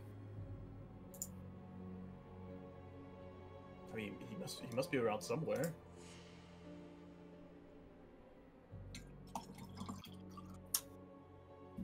There's the tent no only have- trace of my take it. No. It's just oh fuck. In Does fact, the tent have only one opening? Oh, sorry. yes, it only has one opening. I mean, you could cut open the other side, but it's not Yeah, cut okay. open. Sure. In fact, Aegis, with that 9, sorry, you got the 16. Even with a 16, and your earlier 20, I'm gonna just say, you get the sense that either someone put back the blankets and the bedroll perfectly, like they were making a bed for like their parents coming over, or it's like he simply vanished and the bed sheets and bedroll just kind of settled in place. It's not like someone, you're pulling them off them and getting out, sort of thing. Cool. I'm gonna step back out of the tent. Where's Isla? Huh. What do you mean, her? Did you say hey Zyla? No, I said, where's Arle? Oh, earlier. You failed to make your name not sound like someone sound. Yes, no, and I'll stick with it. Well, I mean, he's still, and I'll point back to where I came from. He's still over there. I mean, he should be close. And he also heard your, well, whatever you just did. Cool. In that case, I'm gonna run. To Arle. I will follow, and I'll give Kytheria like a disapproving look. So I She will follow. follow.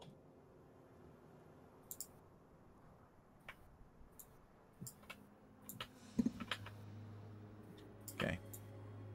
But yeah, feel free to move, you guys. You don't need to do measured movement or anything. Wow. Wah. Alia, you see the group approaching. What was would that notice, by noise? the way, that the campfire went out as well. Like, you could have seen the light through the trees and it's gone out now. Okay. Is everything all right back there? I mean, he's gone. I'll look at the group and surmise that he's talking about Vel. He didn't look like he was in any shape to be going on any adventures. That's the thing. He didn't just get up and leave. Like he's just gone.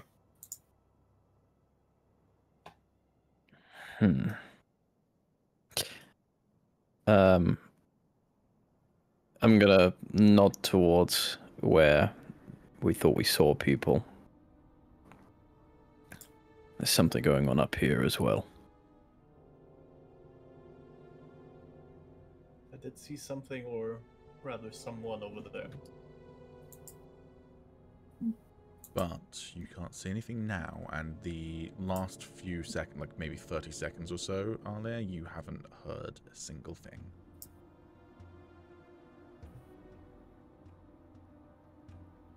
I'm gonna tighten my grip on my axe, and I'm gonna start walking towards this side. And I'm not going to be quiet about it either, or I'm just going to start cutting through shrubbery. Man isn't even going to cut through it, he just walks through it. That too. Cool. Yeah, you Just managed to pulls push in yourself shrubbery. through pretty easily, so.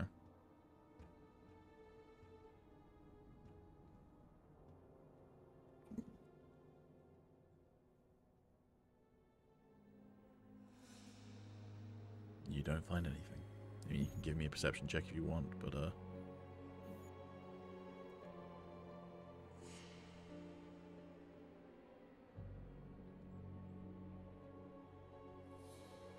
I would instead like to roll an Arcana. okay.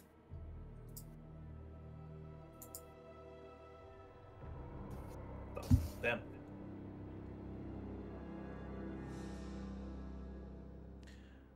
Nice, with a 20. What are you trying to perceive with Arcana? To see if we were in the effect of some kind of spell. You feel the sense of magic here, but not a magic that you've ever experienced. You can't place it. It's not like a school of magic that you're familiar with. Yeah, you aren't familiar with whatever this type of Arcanum is. Sorry, what class is Sealer? Fighter. Fair, okay. But judging by the tattoos, I assume you have some kind of knowledge of magic as well. I mean, there is magic going on about me. Yeah. I guess.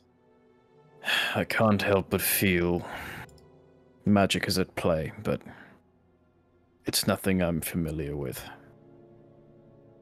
Can you feel it too? Can I feel it too? Both of you. Both give me Arcana checks. Well, I can't. I'm completely numb. You have Oh, become boy. so numb you can't feel it here. And it's the same for you. Just...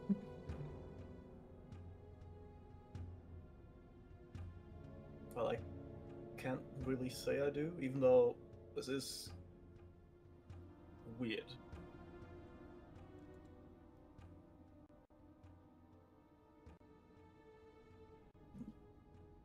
Okay. What do you guys want to do? I was muted. Fuck. Maybe head back. If that's what you There's guys no- as a group want to do? I mean, looking for someone who just disappeared, like out of thin air, doesn't really make sense. In my head, at least. But if he's out here alone, he's not going to survive long. I mean, do you think that he just got kidnapped or just went up at the leaf? Well, he's Yes. not in the tent, which means he's somewhere out here. I wish to see the tent. Okay. Okay. You guys head back towards the tent then. But We go back and he's just back in the tent. before we kind of deal with that, we're going to fade to black. And instead, we're going to find something else going on. We have an ad break. Yeah, this stream is brought to you by PB's Dice Den. It's my YouTube channel. Check it out. Oh, you're in is having an orgy. All right, So now we're we'll looking get to... hit with the fruit egg bars. I mean, it's in Foundry, but That's a Sundered exclusive. You guys have to wait for season 3 too. I mean, Actually started in. Yeah, I was going to say it started in songs. oh damn, is it? That was our intro. I mean, it was in Songs the Ancients. It dates back. That joke dates back a very long time. Never mind them. Okay. Aged like a fine cheese.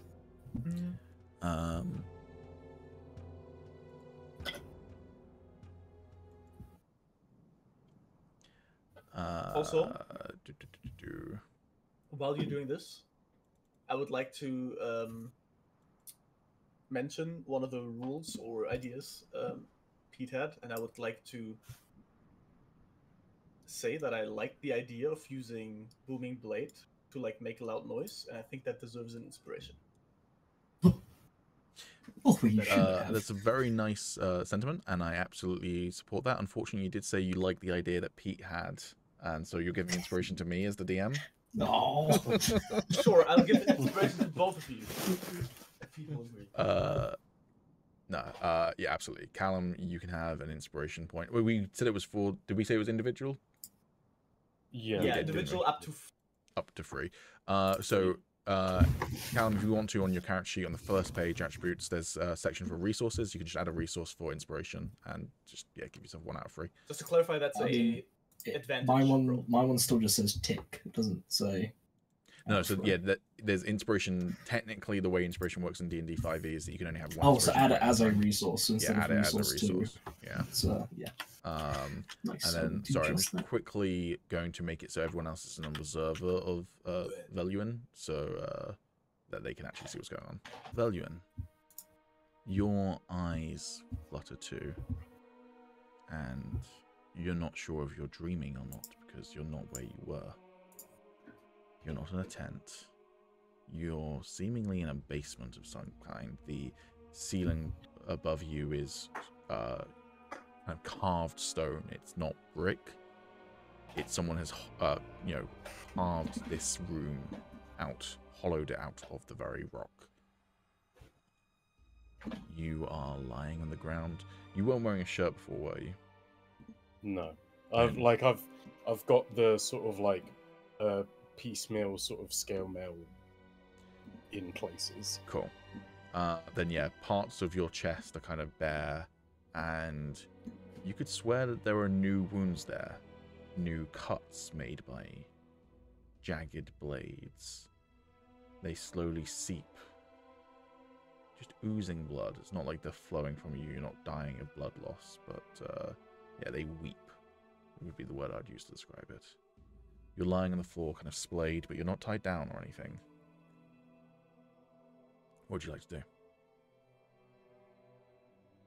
I'm just gonna kind of like roll my head, take in the surroundings, notice, that I'm basically completely alone and basically like bleeding out. And I'm just gonna sort of tilt my head back and say, this wasn't to be my fate.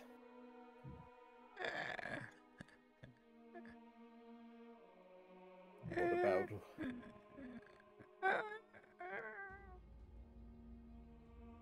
So look around. Not your fate, dearie. What know you of fate? And from the shadows you see blue, icy, like cold, rotten flesh. Feet, barefoot, toenails, like sharp fingernails jutting out, each one about that long and pointed, like they could, kick you and stab you with these horrible toenails.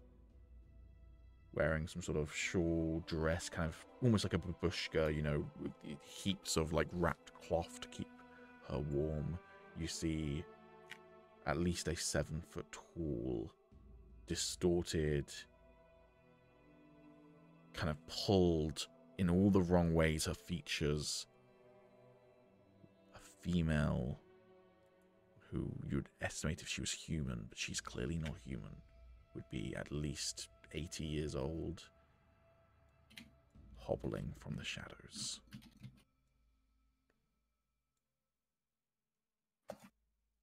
What know you of fate? I know this was not to be mine. I need to save them. All of them. Who else will? Oh, you want to save the people from your village, Your family? Not just them. Everyone that's been spoiled by this unjust and rotten world. Rotten, you say? Like you, then? She leans over you, and her spindly fingers, again with these jagged nails coming quite a distance from her hand, reach into one of the fresh wounds and pulls it open, and you see kind of rotten flesh inside your stomach. Just sort of look down, just kind of like shaking and breathing shakily.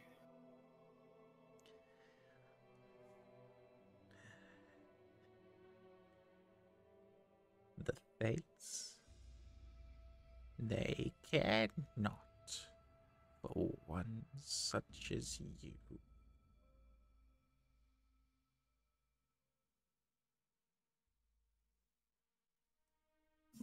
I was so certain I could make my own fate.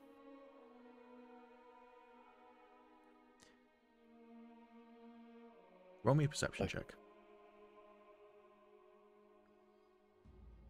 Actually, dealer's choice, perception or insight. I'll just go perception. Not really any difference.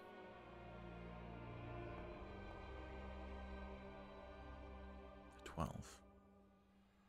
You see something flicker in her eyes. Her eyes are like black marble, but when you see this flicker, it's for a brief moment they become these like fiery red instead. You swear that underneath her voice, her crooked, crony voice, you hear something deeper, more malevolent, reverberating from behind her almost. And if you had the chance, what would you do?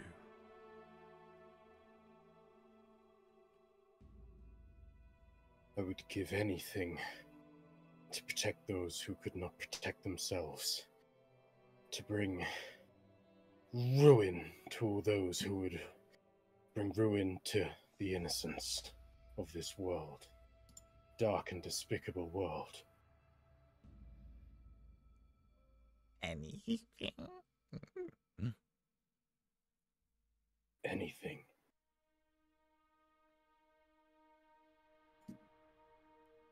It can be arranged. Again, you kind of hear that other voice. It's almost like it's puppeteering her voice.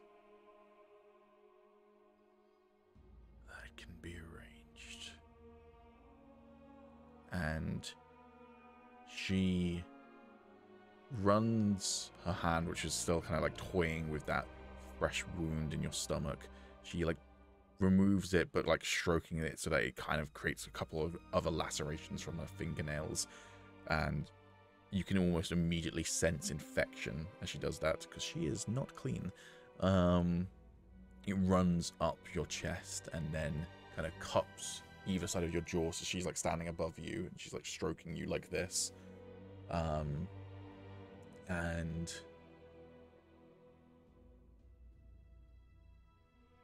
she then leans over you, and you get the sense that she's going to lean in for a kiss. My eyes will just go wide. Like, what the fuck? It is the game. If you want anything, sorry, if you would give anything, then give Mummy a kiss.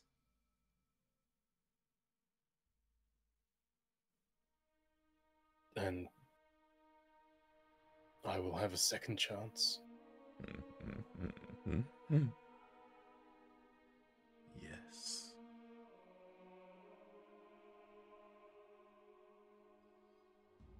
Slight smile will come over my face.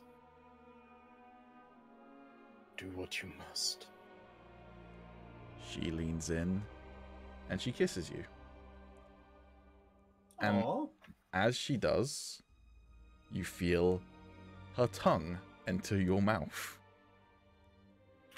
And you've got that Hagglesy. And almost like it splits and starts to spread your mouth wider and wider and wider. And you feel this rushing flood of warm liquid go down your gullet. Yeah, I'm gonna start like sort of just like trying to hold back, but like kind of like slamming my hands on the floor beside me. Make me a Constitution saving throw. BB, this is gross. Hell yeah. I told you this campaign is darker than others. I like it. Hell yeah. With a 20. You don't take any damage from it, but you do feel your body kind of start to convulse and you feel like you want to throw up. Mm. Do you continue to let her kiss you, or do you try and break free? I'll just let her do whatever she needs to do. Okay. Can I ask a question? Yes. What does the fluid taste like? Iron. Ooh. Sick fuck. It's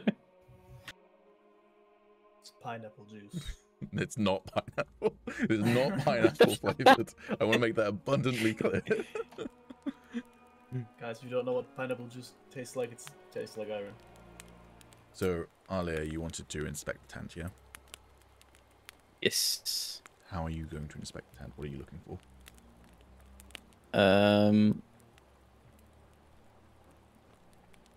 Again, I was just gonna kind of try and sense magic in the area he is, and also just investigate if there's even any sign of him being there at all in the first place.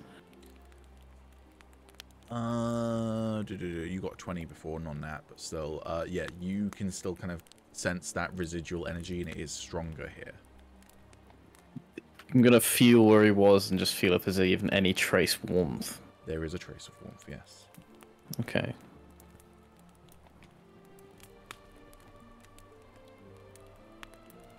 Can I do an investigation as well, Pete? Yes. I'm gonna go a bit more in depth for this, and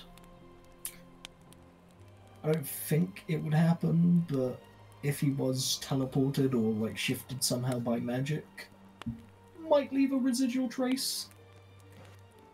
So could I use my alchemist tools to see if I can pick up on anything? How exactly would you use your alchemist tools to do that?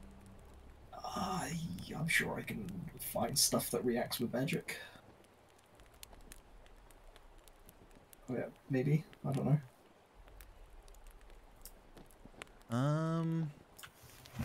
Let's have a look at the wording of alchemist tools.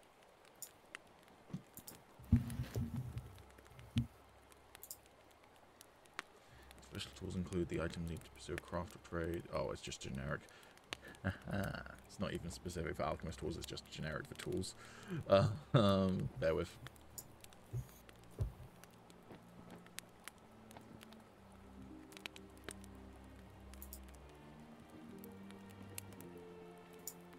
I grab a drink while you're doing that. That's fine.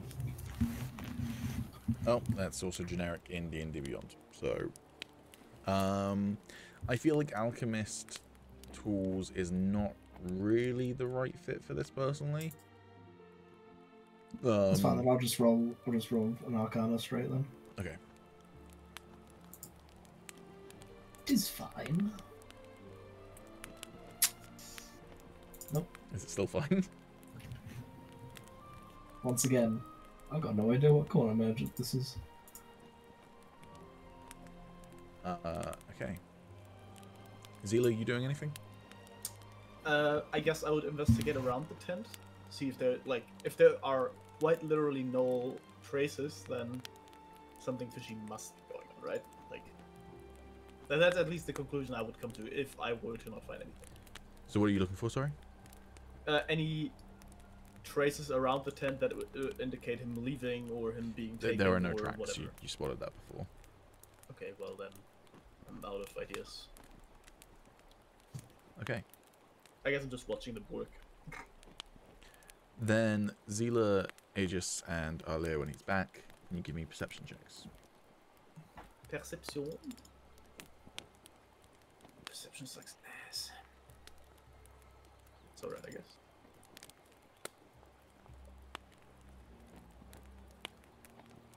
Okay. 17's pretty good. Aegis, your head's in the tent, so you hear the sound of trees moving again. Sound of someone like pushing their way through trees. Or something. Someone or something pushing their way through trees. This time, it is in this direction. Also, just to clarify, before when stuff was going on, it like happened in a quick succession. Now nothing has happened in like a few minutes, right? Mm-hmm.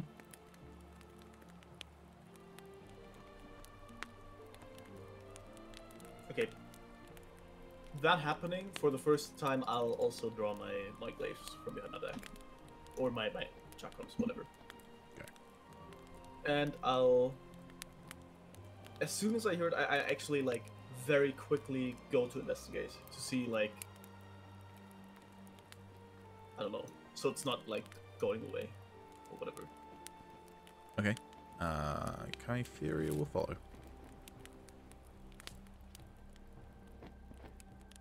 And Tommy's not back yet, so we'll pause for a brief moment so that Tommy doesn't miss what's about to happen. Another ad break.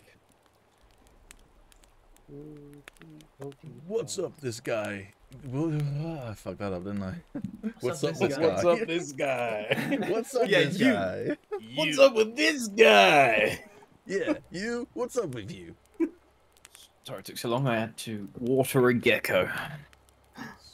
All right. It's a weird euphemism, but Yeah, I was gonna say it's weird. At least that's a really good roll, damn. cool. With a 19, you also heard something from over here, like the sound of someone or something pushing through the trees. Over where, sorry? Over Over here. here. Yeah. Okay. I'm gonna grip my axe again and I'll approach. Okay. So, Zila, Alia, and Kytheria can all see now a figure very cautiously making their way down this cliff face. Like it's, you know, kind of like almost like steps. So like it's not like a sheer cliff face or anything. But yeah, they're kind of hopping down cautiously step by step, each one being, I don't know, 5 feet or so of a drop. Supporting themselves with a staff and wrapped in a cloak and a hood. It's a humanoid figure of around about 5'9". Average height human. And Do we know it's a human? humanoid at the very least, so not a tiefling with horns. Probably not an orc based on size and build. But Could potentially this- an elf or something like that. Could this be Valiant, like build-wise? No. Valuin is taller and lankier. Okay. As the figure steps down through the last bits of trees, how does anyone react to them? Who goes there? Oh. Sorry, I heard voices. Just looking for a place to warm my hands. In the middle of a forest. Has he got the hood up? He does have the hood up, yes. I'm gonna... Oh, sorry, I forgot to mention something about his attire. So yeah, he's kind of huddled in a robe, but or not a robe, a hooded cloak. He's kind of held close to his body. But even despite this, where it, like the cloak is separating, what have you, you can see he's wearing sandals. He's wearing trousers that kind of go just below the knee and stop. And he doesn't appear to be wearing a shirt. You only want to warm your hands. Well, I wouldn't want to intrude, he says with a smile. I'm gonna look at Zila with a quizzical look. I noticed the look, but I'm not looking at him back because I'm rather looking at this guy.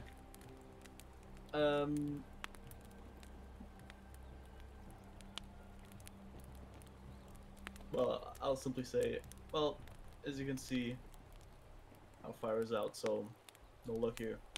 You can move along. Slightly awkward. I'm afraid I can't see. Oh my god, it's Daredevil.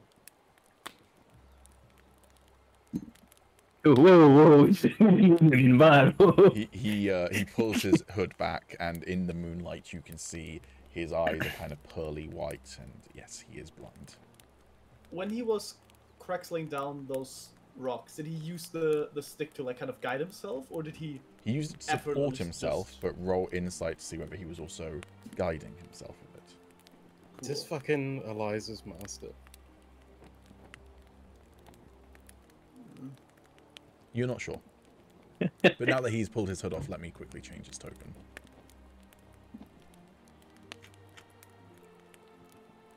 Yeah, he has tattoos all over his face, kind of on the sides of his head. He has his hair kind of cut back in a Mohican, and he has a goatee. He also is quite olive skin, clearly from a more temperate area of the world. Okay, can I make? Should I roll, or can I make a educated guess that with this kind of clothing, he would not survive here at all? Yeah, he would not survive here at all. And we're pretty far into the forest. Into the mountains, yeah. And he looks all right. Like he's cool. He's chilling. He looks fine.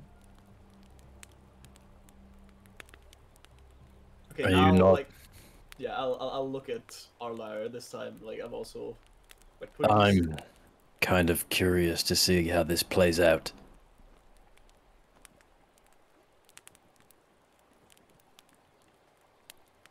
Come. Warm your bones. Thank you, kind sir. He walks forward. Aegis, you would have heard all this, by the way, so if you want to like come out of the tent and watch, then that's fine. Oh, okay.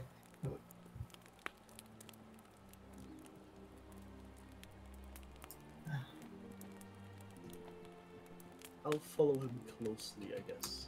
Can I reignite the fire? I was gonna say, can I cast Hellish Rebuke on the fire? Hellish Rebuke is a reaction to Yeah, taking you have to damage. hit yourself with the wood and then Yeah, hit him from the head. The twig flies up and hits him in the eye, and he's like, fucking. Aegis, if you want to try and light the fire, how are you going to do that? I'll just firebolt it, I guess. Yeah, if you've got Firebolt, then go ahead. You don't need to actually cast that because you can't really target anything, but Yeah. it's a cantrip, isn't it? Yeah. Yeah, I'll take out like a small piece of flint or something to spark it, and then it'll like just sort of flick a firebolt into the pit. Ah, that's better, he says as he feels the warmth emanate across his body. Another magic user, I see. Well, in a manner of speaking.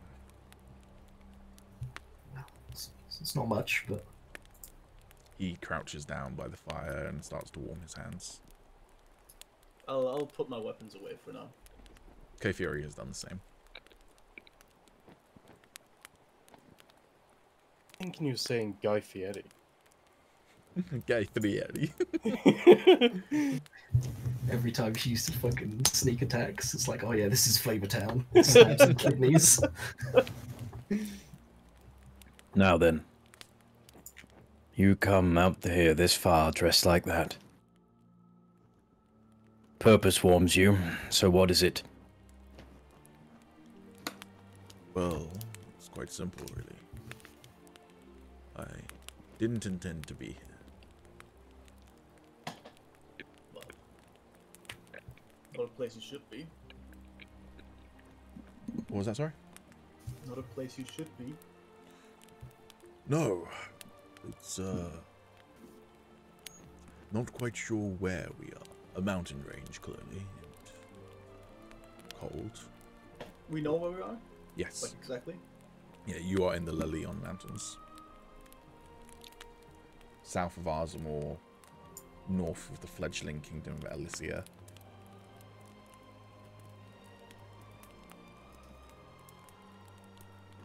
I'll keep that to myself. That's fine. I was just gonna ask. So, how did you get here?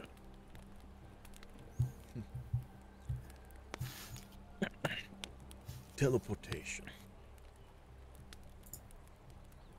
Well, that makes more sense.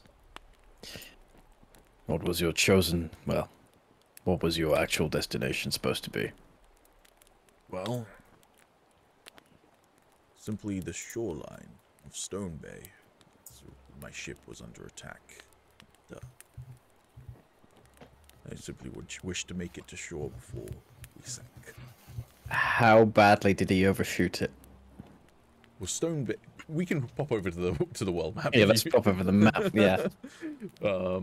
Same region, I think, right? It's the same continent. yeah. It is not the same kingdom. Good enough. Oh no, Stone Bay is like the other side of the fucking continent. Stone Bay is the Orcish yeah, kingdom. fuck.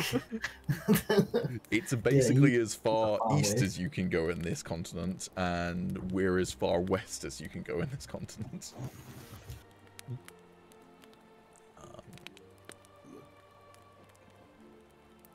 So, just waiting for my version of the map to load, so... Thank you. This is the, technically 4th iteration of this map, at this point. So, this is where you guys are, in the Lehlion Mountains, as I say.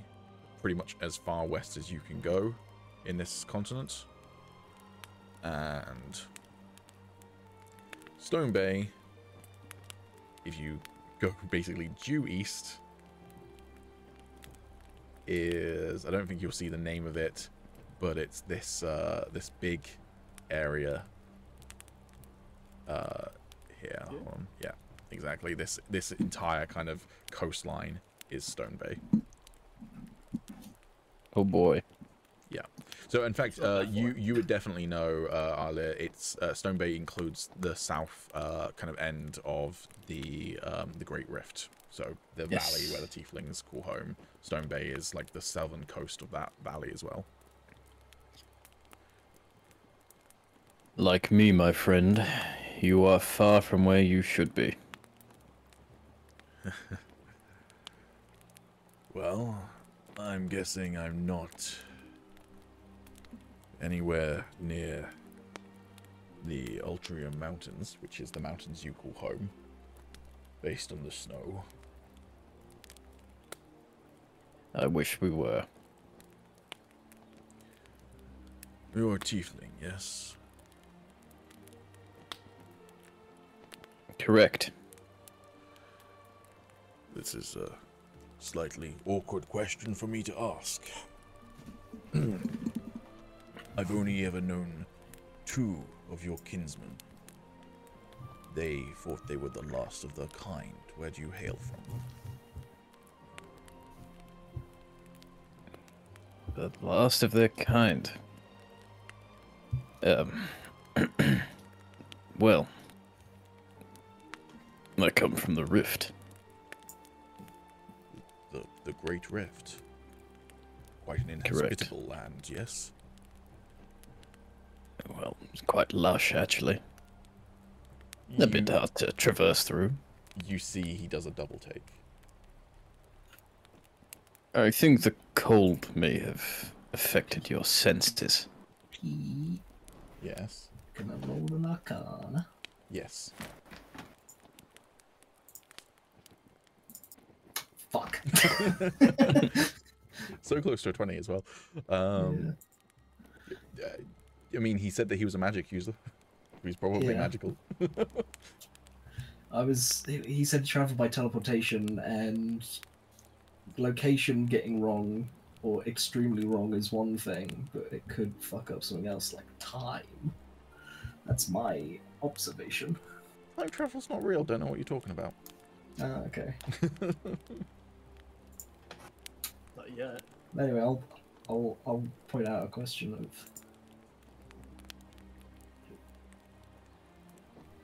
Do you know what year it is? He's gonna roll an insight on you. Let's gaslight him into thinking it's a different year. Excuse me, Foundry, I'd like to open his character sheet. Thank you.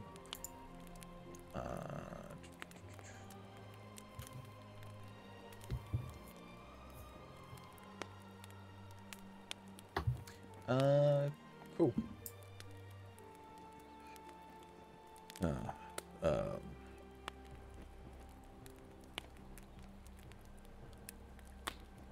Well, that is an interesting question. I've not hit my head, if that's what you're worried about. Then answer the question.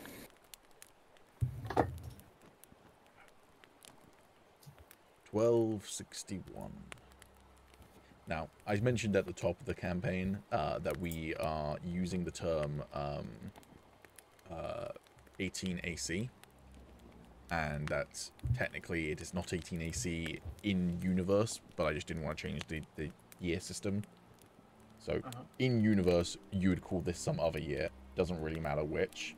In the future, this year will be referred to as 18 AC, and then obviously 18 years ago would have been a different timeline entirely in terms of like B, C, or whatever.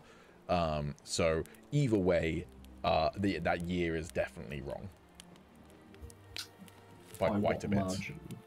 Quite a bit. A couple hundred years at the very least. What, back or forward? Well, it's hard. This becomes complicated, doesn't it? Yes, because it's time travel bullshit. That's not complicated. It's just that I haven't changed the year prefix. Forward. Forward.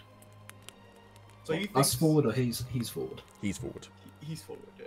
Okay. And I'll kind of. It's Aegis, is it? Aegis. Aegis. Is that right, Carl? I'll look. Yes, Aegis. Yeah, I'll kind of look at Aegis and. I don't know. I guess the question you should be asking yourself is not where are you, but when.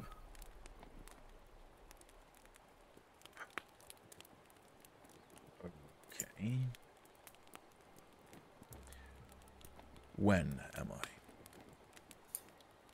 I? Insert you here. Sure. I mean, on the plus side, you don't have ship troubles anymore.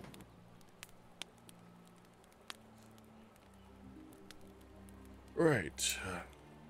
Well, I see one of two possibilities right now, which is that either you think I'm crazy, or you, for some reason, believe that I am some 1,200 years from the future. I mean, I've read stories, but never seen anything quite like this. Your attire. Nothing about this seems normal. Quite. The theory is sound, of course, but the practice is unnerving. What did you say about that there not being any tieflings left? I'm Yes. afraid that, strictly speaking, if we were to apply the theories of time travel, me divulging facts that I may know as history would be messy, to say the least. I feel like the damage has been done on that one. If you are from the future.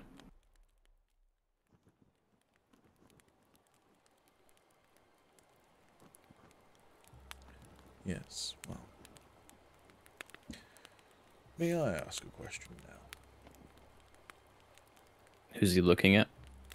He's kind of just looking in this direction. So, like, between you and Aegis. Okay. I'll, gesture for him to carry on.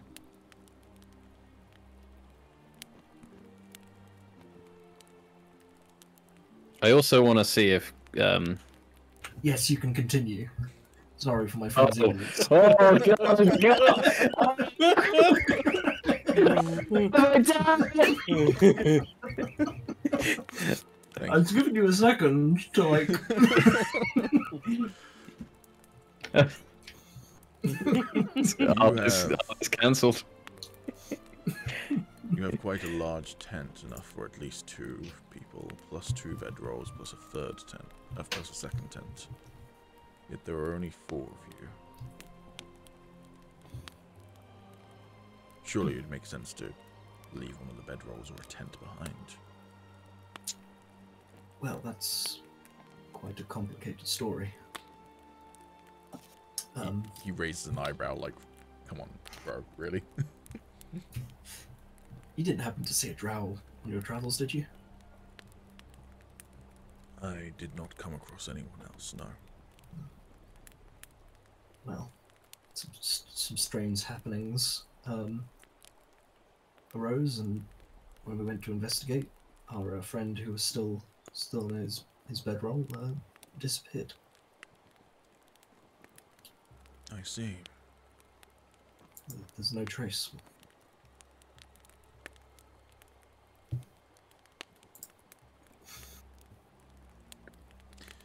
Could you describe this gentleman?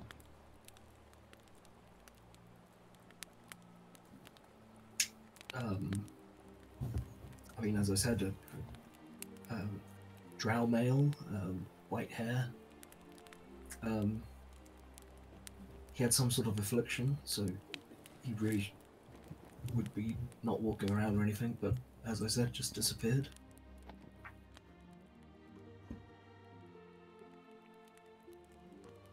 Hmm.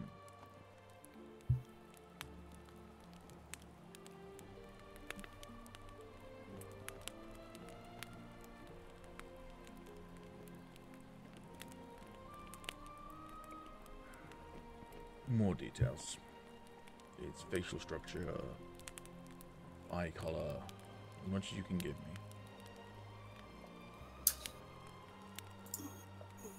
I'm going to roll a history check.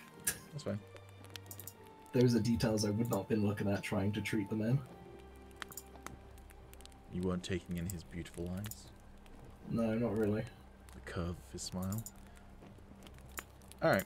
You give him some basic other information, nothing particularly detailed, but yeah, some stuff. Anyone else going to chip in, or leave it at that? I can roll history.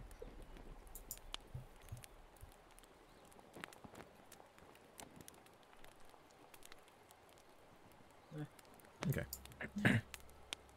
None of you give like specific details about like what moles he might have or anything like that. But nonetheless, he starts to reach out his hand towards the fire. His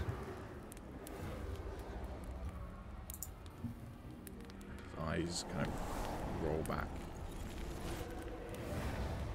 And you see this purple circle emanate on the ground before you, an eye in the center of it, an arcane sigil.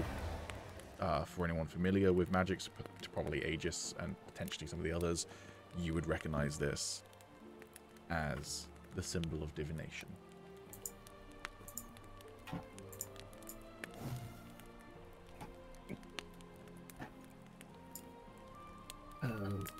Could I get a sense of how powerful this spell is?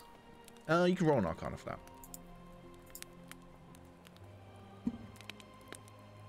that. It is a 4th level spell. Goddamn. And as he reaches his hand out to the fire, the sigil kind of burning brighter and brighter and brighter, the fire once again goes out as he almost consumes its energy to cast the spell. Your friend is in grave danger.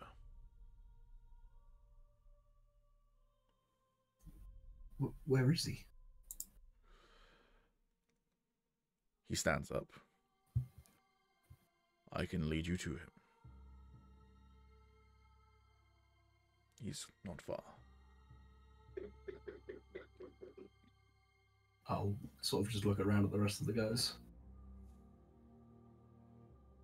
I'm mainly looking at Aegis.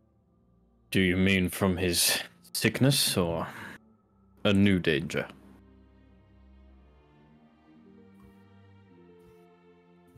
He is currently being, in a manner of speaking, killed. We best hurry then. I was gonna say I immediately start backing. This way. He starts walking at a fairly quick pace, and to answer your question earlier, Zyla, about whether he needs his stick to kind of guide him, he does not. Okay, well. All right.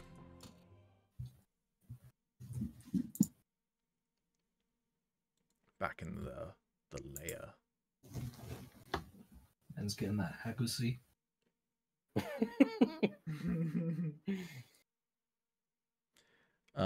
Okay. He's still busy. God damn. Veluan. At this point, it's only been a few seconds since we last cut away, but at this point, your body is truly convulsing. You can almost feel this sickly, iron-tasting liquid spread through you and set your veins on fire. And I need you to make me another Constitution saving throw. Okie dokie.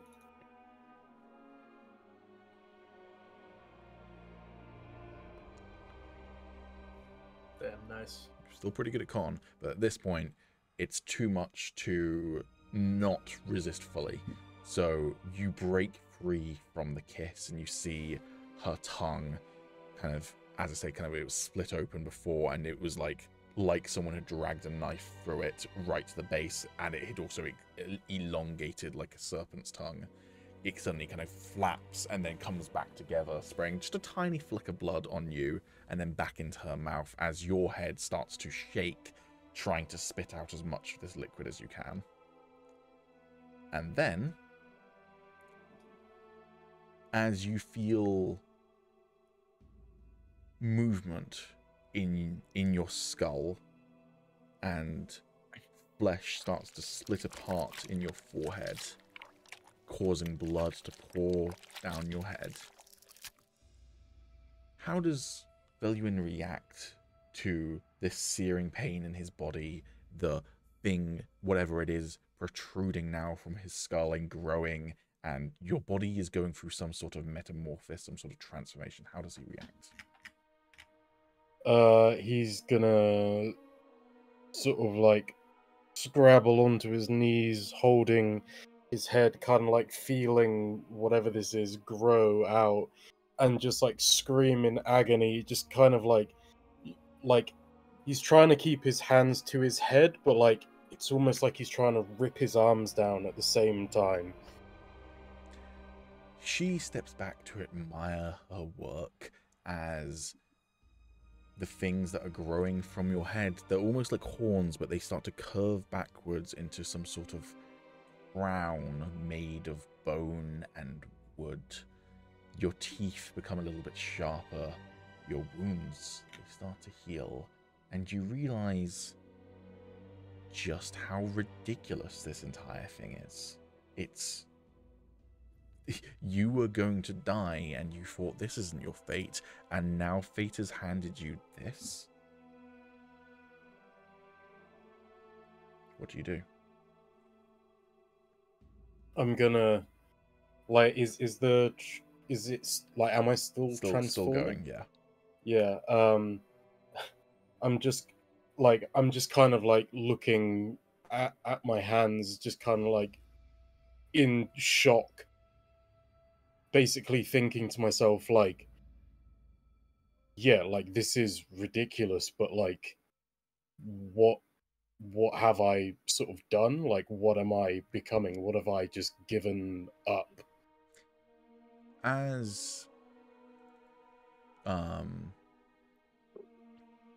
you look at your hands, which still have the manacles attached to the wrists, you see an energy pulsing through your hands, red hot, and like the fire in your blood. Your fingernails, if you look at those as well, blood is seeping from your fingernails, and you sense a power within you.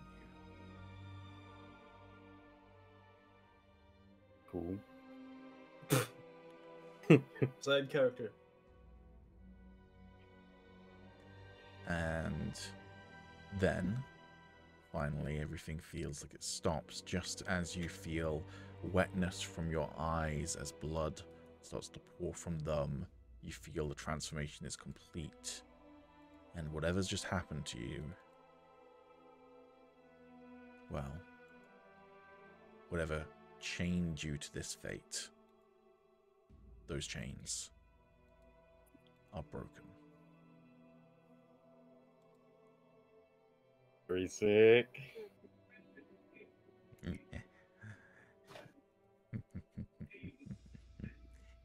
Well, you got your wish, dearie.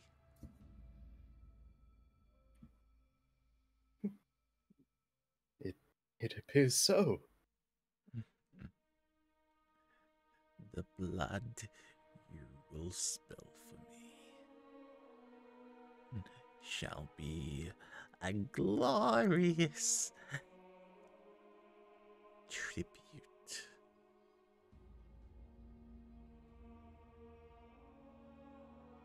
Tribute to who? You? Yes, dearie. Yes, my child. And she kind of strokes your chin and walks behind you, and then you see on like the peripheral of your vision her fade away, and instead you see, just for the briefest of moments, what seems to be more the build of a man, slightly shorter in stature. She was around about 7 feet. This one's more like 6 feet. Muscular, clad in armor, but it's the briefest of moments, this briefest of glimpses that you think you see, and then there's nothing there. Oh, I accidentally deleted you. He's also not there. Well, Yeah. Alex, you just became a subby for a hag. How do you feel? Pretty good. I'm gonna sort of like take in what's happened to me, and I'm just gonna like now that sort of like the wounds have healed, and like I'm assuming my sort of like vigor has returned. Mhm. Like I feel pretty good. Yes. I'm just gonna sort of like look down, look back up, and sort of like just scrape at my hand. And as I do, I'll sort of like catch it on one of my fingernails, Mm-hmm. and I'll just pull the fingernail out, look at it, and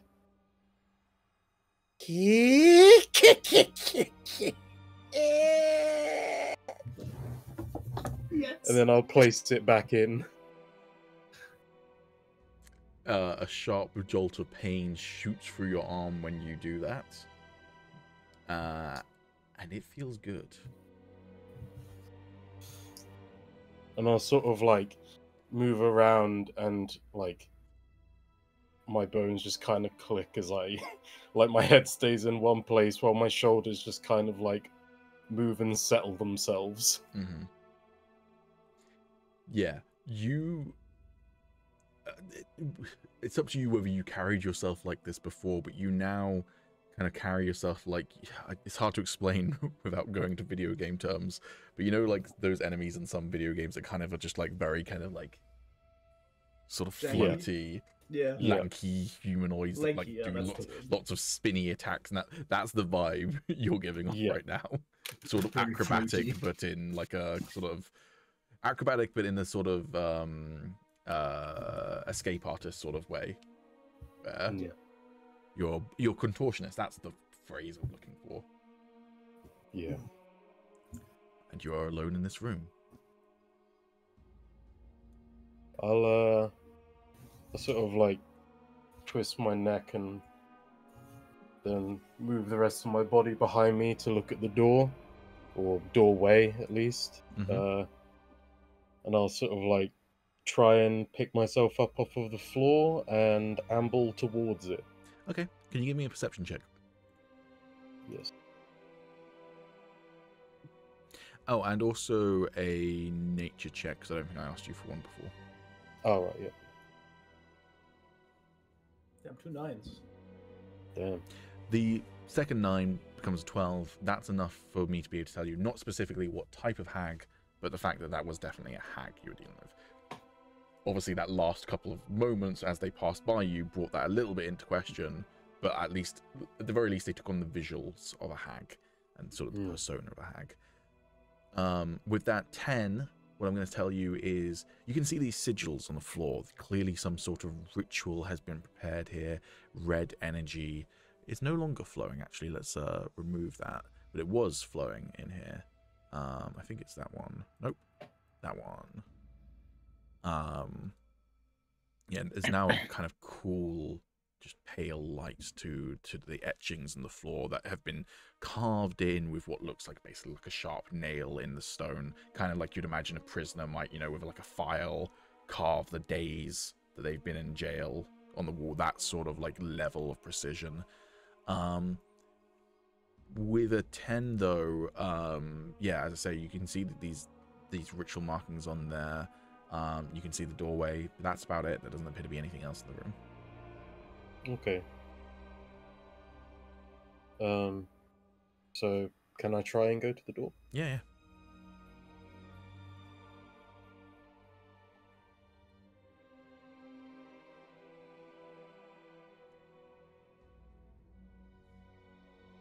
The door is unlocked, but apparently I forgot to put a sound on that. Wait, Callum, can you quickly give us a door sound effect, please? Oh, fuck you. You've got to make use of it once in a while. Oh, it's not one of the things. Oh, there we go. The perfect vibe for this sort of door. The entire dungeon wakes up. There you go. I noticed the other day, by the way, I was watching a clip from like David Tennant's era of Doctor Who, and I can't think of whether that's still the case, but the TARDIS door noise is the exact noise from Morrowind when you open a door. The same stock sound effect. Anyways. Okay, I will enter through the door. Okay. You enter a room that's lit by braziers on the walls. The torches in them appear to have been burning for a while, but they're not nearly empty, so it looks like there's, you know, a decent amount still in there. There appear to be 3 chests to the south, and directly in front of you is what appears to be a rack of different kind of ingredients, all kind of in jars. Some of them look fairly standard, like herbs and roots and such like. Some of them look a little bit more exotic. Things like pickled animal parts, maybe even pickled not animal parts, as in maybe more mystical creatures, eye stalks and such like. And then over here is what appears to be a kind of shelf with a handful of scrolls on it. And then, yeah, a staircase to the north. I'll kind of look around and then sort of like shrug to myself. Well, I don't think whoever that was is gonna miss anything in here. And I would like to loot. Okay. Do you have any thieves' tools? Do I? I don't think I do. They're locked, motherfucker. Fuck!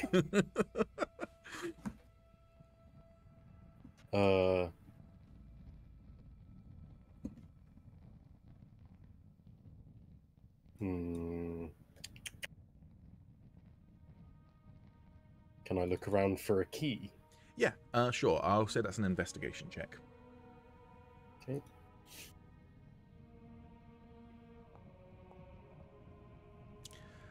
You search this room. Again, you kind of look in between the various jars on the shelf to the east and to the shelves on the west. You kind of look through different scrolls. Yeah, no key. Okay. Can I just look around in general then and see if I can find anything useful that might be worth taking? Roll me an investigation check.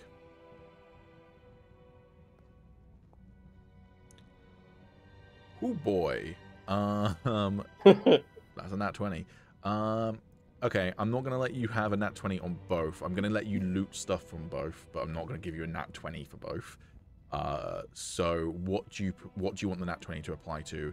The shelf of ingredients or the shelf of scrolls? I'll go for the.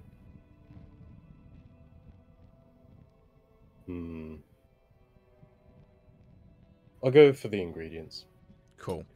So, first of all, are there any particular potions that you want to have the ingredients for? Callum approves. Any particularly good ones? Okay. All the good ones. Bear with. Obviously, we can get you some ingredients for some potions of healing, first of all. Maybe like potions that give me movement speed or something. Okay. Ah, like a potion of swiftness, perhaps. That's the one. Yeah, potion of speed. That is very rare. So I'm not going to give that to you on a nat 20 and on level 1, I'm afraid. Yeah, that's fair. How about... okay, I'll read off some potions that you can find ingredients for. First of all, antitoxin. Potion of healing, including potion of superior healing if you want it.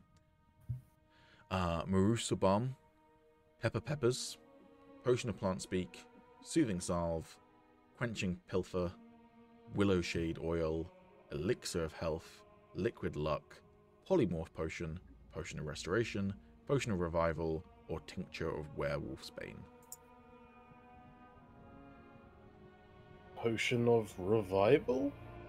Potion of revival.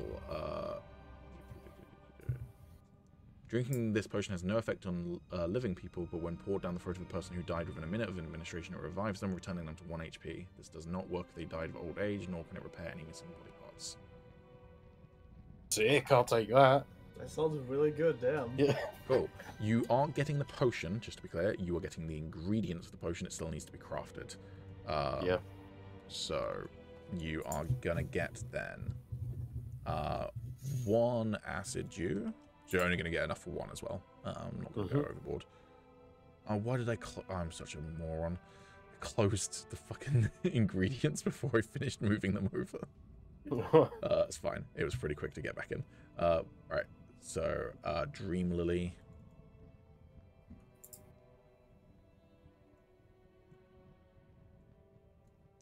And White Ghost Orchard Seed. You also find the recipe for the specific potion. I don't think I can give you recipes.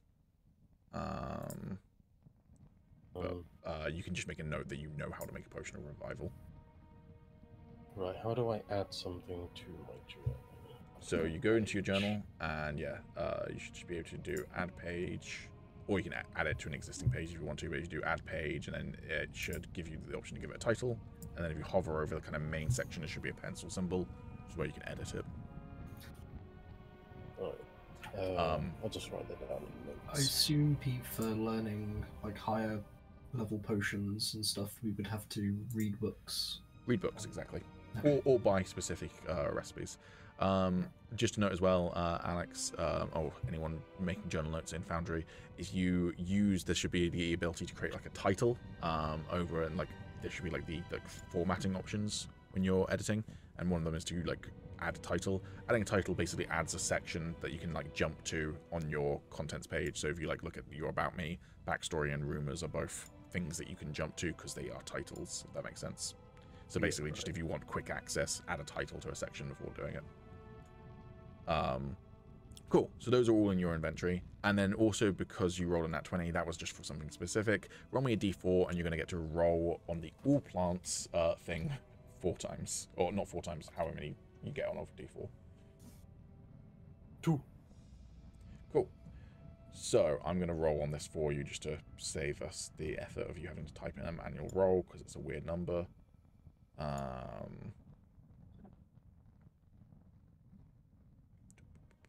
It's calculating right now.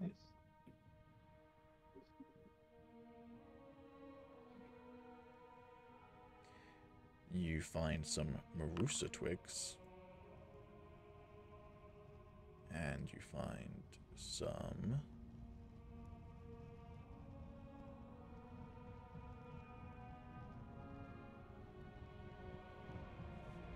Everybody stay calm. It's taking a very long time to roll. And some lightning moss. Ooh. So is it Can't wait to throw them in a cauldron and see what happens. Oh, that's so easy to pull them in at that point. Oh, that's nice. Cool. Awesome. So yeah, those are now also in your inventory. As I said, you can also search for the scrolls, but you're just going to find one scroll of value, basically. Yeah, I'll do that. May as well. So, obviously, just in case people are worried, it might be worth Alex sharing some of this loot out. Don't worry, it's not just Alex's birthday means he gets a special thing.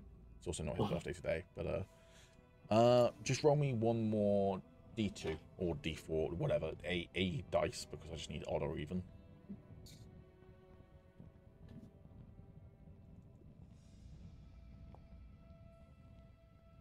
Okay. Unfortunately, that means you're getting a spell scroll for a cantrip, but, you know. Every little helps. Indeed. So I'm going to drag a spell scroll for a cantrip onto your thing, and then I just need to actually add the spell.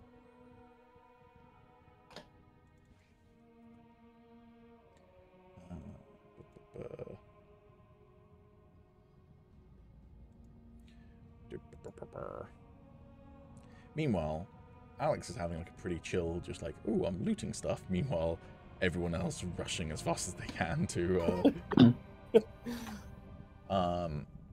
okay.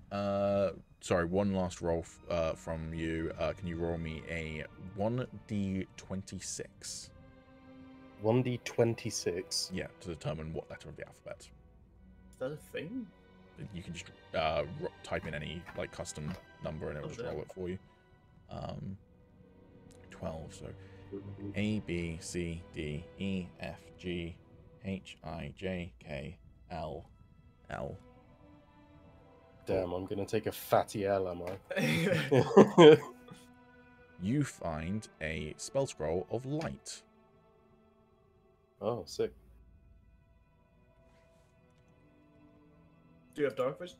I Yes. think everyone in the party has dark vision, but still. Oof. You can sell it. Cool. Yeah, I get reduced dark vision though. I don't get my full drow dark vision, which kind of sucks.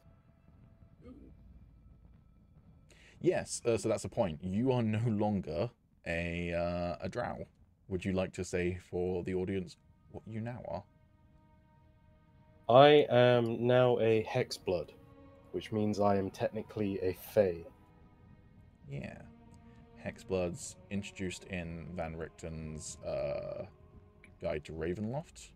And basically, yeah, he is a kind of fae creature that is kind of part hag. And it's a lineage rather than a race, technically. So he's a drow hexblood. Cool. And yeah, that spell scroll should hopefully just work. So if you go to your spell book, yeah, you've got light, you cast it, it should consume the spell scroll, if I've set it up correctly. Cool. Alright. While this is going on, yeah, Dai leads you, he hasn't actually given you his name yet, but his name is Dai, leads you through the forest until you get to a little stream running through it. You follow that upriver, and you find yourself here. Could you spell that for me? Like dye in the sense of like hair dye, or D-A-I. As soon as you said he was blind, I fucking knew.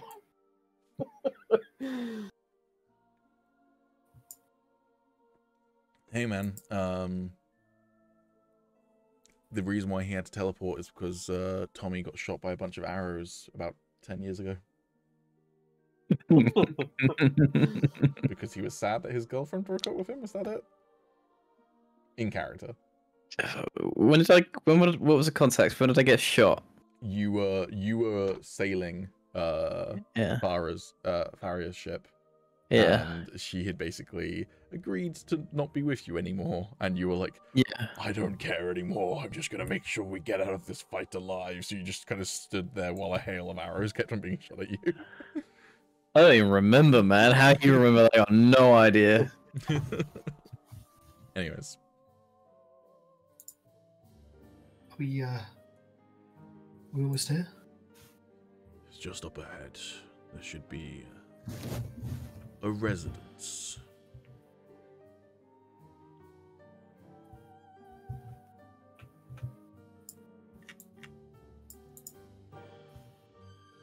Don't worry about my ship movement. Okay.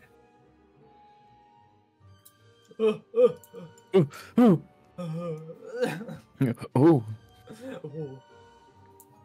You already are aware, by the way, that, like, you know, it started snowing again. Pretty much everywhere you've been, even on the paths before, there has been enough snow for it to make it slightly difficult to move.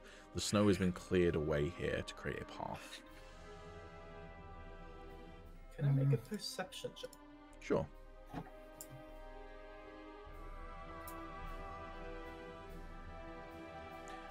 With a 14, what are you trying to perceive? Just probably movement, or at least like signs of people having been here recently. You can see movement of crows and ravens flying overhead, squirrels in the trees, and as you get to the point where you are now, you can see a cat curled up on a rock over here. But nothing humanoid. The scale's just a bit fucked, right? This cat isn't just huge. Scale's a It's little just bit fucked, yeah. Okay.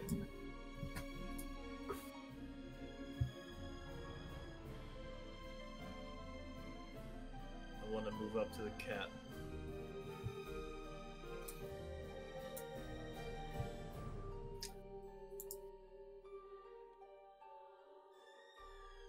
We aren't going to be encountering anything that requires a blade here, are we, Di?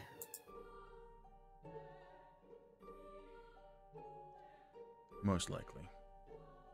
Although not immediately. I'm prepared for grave danger. Fix the scale for you, Sour. Thank you. Okay, so I'm not going to pull out my short sword, but I will take out my mortar and pestle.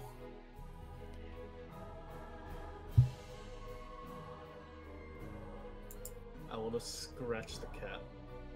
Roll me animal handling.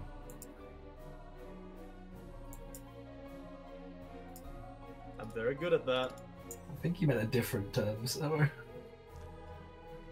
Hey, you know Unless what? you do indeed Like want to scratching behind scratch the the cat. ears, or like scratching Yeah, that's the what. chin. Yeah, that kind of scratching. As you reach towards it, it kind of and rolls over to let you get better access. Go do it again. Game of the year. Okay, as you go in to scratch this cat, where are you scratching the cat?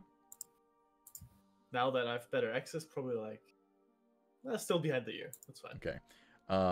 It starts to purr, and then its hind legs come against your forearm, its front legs latch onto your wrist, claws digging in, and it tries to bite you. It's always a trap, man. In a playful manner, or in a manner like fuck you? If you've ever stroked a cat, is there any difference? Sure, but is it actually trying to harm me? Again, if you've ever stroked a cat, that's not a question. I don't like Okay. this part with what's happening in 2 days. I don't like this part. Bro, Okay. but that's something you need to know. If a cat ever exposes Oh, its belly oh, for you, you I need to know. be prepared for To be I death. had a fair, fucking demon It cat when I doesn't was a kid. necessarily mean that it's not being playful. It just also wants to kill you. It's both. Yeah. Yeah. Yeah, Sure. that's what I said. You just have to be prepared for death. You gotta Yeah. watch the murder mittens. It's a trap. It's always a trap. I'll try to shake luckily, it didn't beat your AC. So you managed to remove your hand in time. That all you have are a couple of like very minor scratches from its claws. Imagine you got one shot by a cat. If it crit, that would have been the funniest shit ever. Just rips out your jugular. Does it just like go back to sleeping? Oh, it's inviting you again. It's still in this previous position. I'll beam down at the cat like with a I'm watching you look, and as I keep walking. Cool. Aegis, you've by the way walked past what are clearly totems made of animal skulls and bones.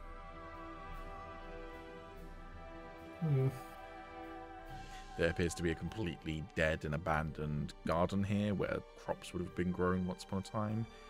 And as you round the corner, you see a cauldron bubbling. Yeah, do I smell something funny? Yes. It smells of... What does it smell of? It smells of boiled cabbage and fish. That's not too bad. I'd like to...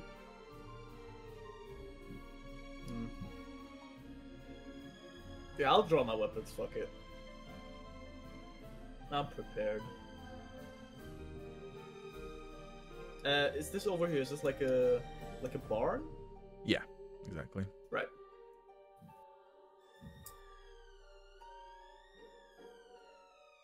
Be careful, says Dai. Whatever it was brewing is likely to be dangerous. Right. Yeah, I thought exactly.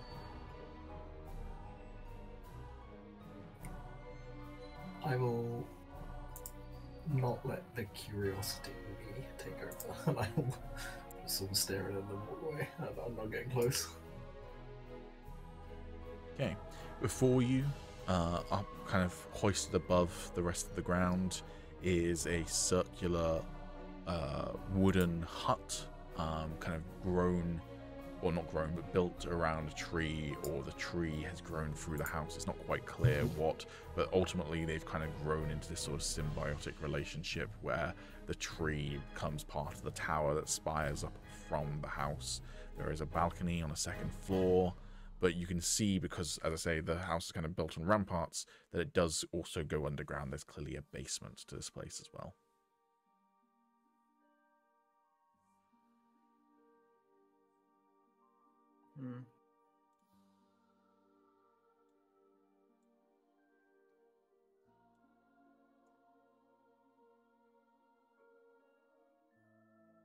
I'm curious, what's the cat doing right now? Can I turn around and look at the cat?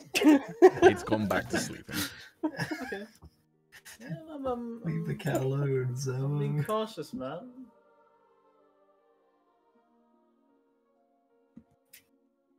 Well.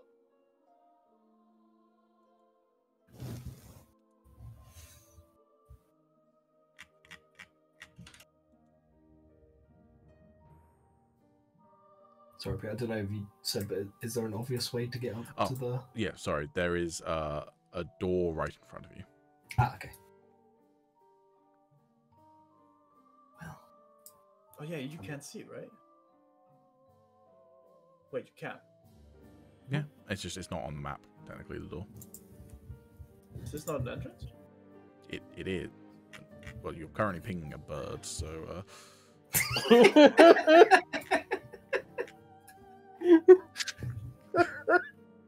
Wait, Seems to be some miscommunication. We appear to have received a bird. wait. Is this not a door? May I enter the bird, please? No, that's a bird.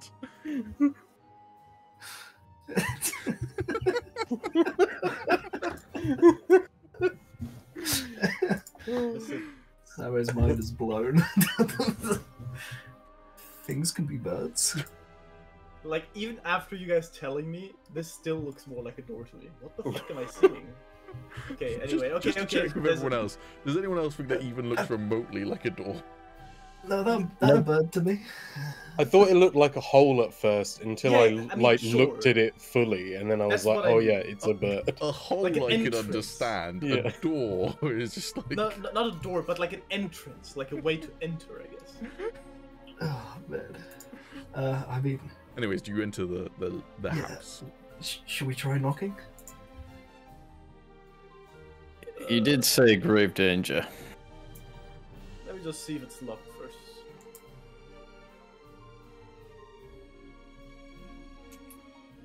Oh, yeah, I guess I'll open the door. Okay. Starts jamming thieves' tools into the bird's beak. I will unlock Open a up. secret bird. This doorway's surprisingly wet. Okay.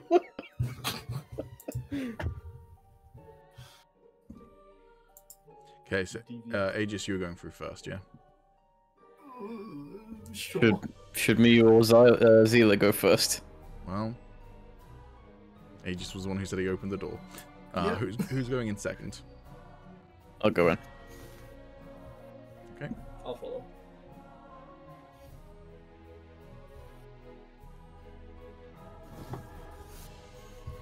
Leaving Dai and Kytheria at the back.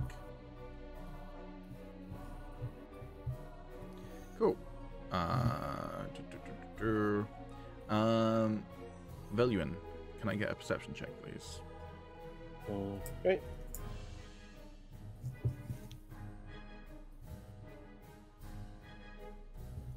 Yikes. Okay. You don't hear anything as you're still searching. Or you're just finishing up searching through, like, the scrolls. Indeed. Alright.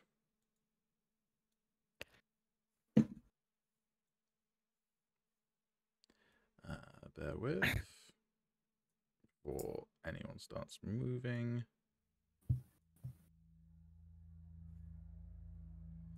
That's fine. Come on.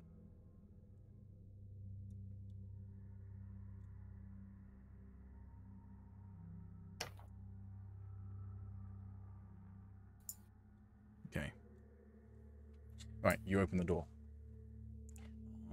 Inside is what looks like a fairly normal circular wooden hut. There's 2 armchairs facing a fireplace that is lit and currently crackling along.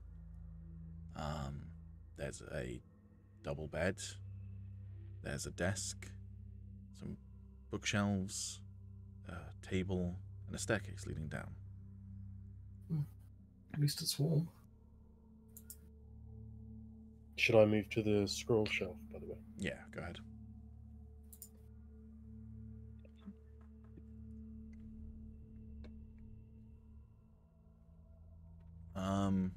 Cool. What's everyone else doing as they enter? Sages has approached the fire. So I'll walk up to the desk. Okay. Anything I can read? What languages do you read? Common, Elvish, Dwarvish? I think. Whatever's written on this desk, you do not speak it. What about Infernal? It's not infernal either. Can I tell what kind it might be, even though I cannot read it? What would that be? As a skill check. Maybe history? I'm just gonna go with it's a straight intelligence check. Okay.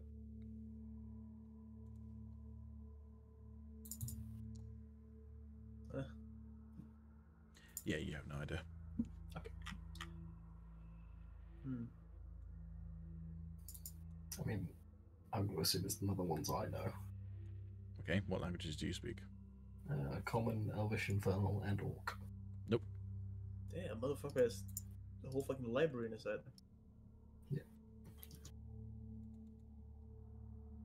I just Can been I? paying attention. Are the books in the bookshelf also the same language? Yes. Okay. Kytheria slips between Aegis and Arlisle to this side of the room. I'm just gonna call her Guy Fieri from now on. I can't get it out of my head. Every fucking time I hear it. It's not even that close. It sounds it to me. Kytheria. It's not even that close. It's similar. I mean, Nobody is called on it yet. I mean,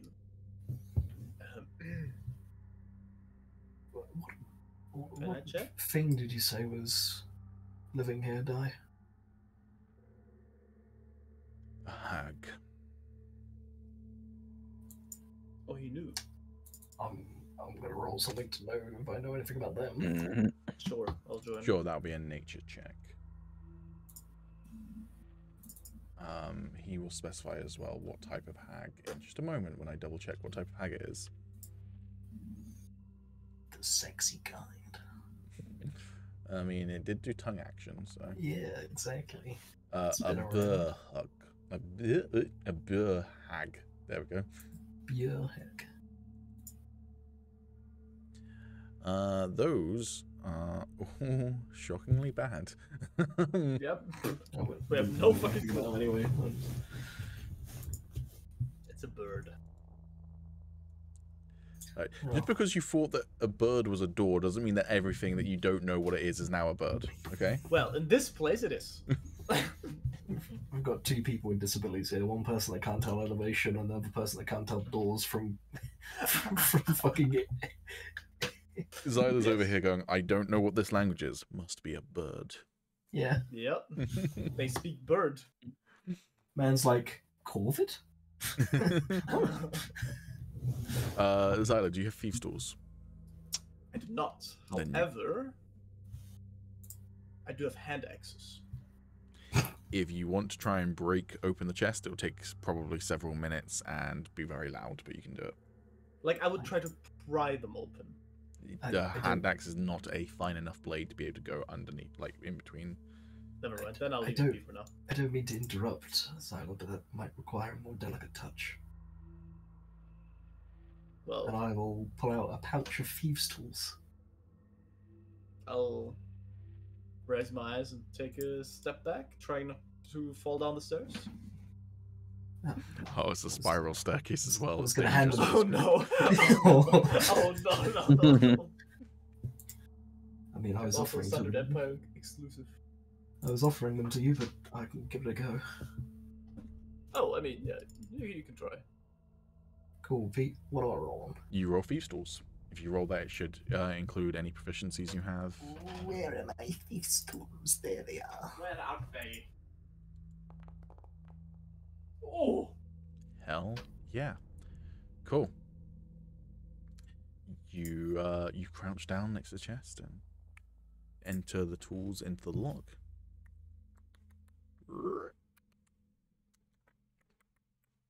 And It's a mimic.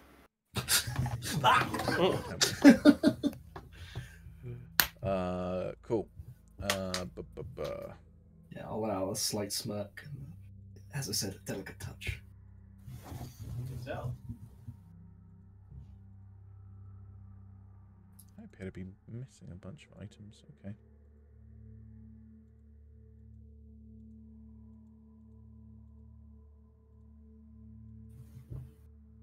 Weird.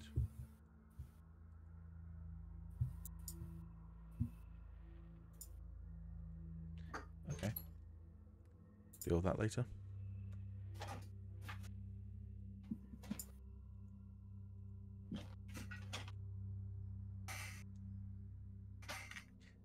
Most of the stuff in here is assorted rubbish. Yeah, what the fuck? I'm missing like most of my stuff. Oh, I know why. I'm being dumb.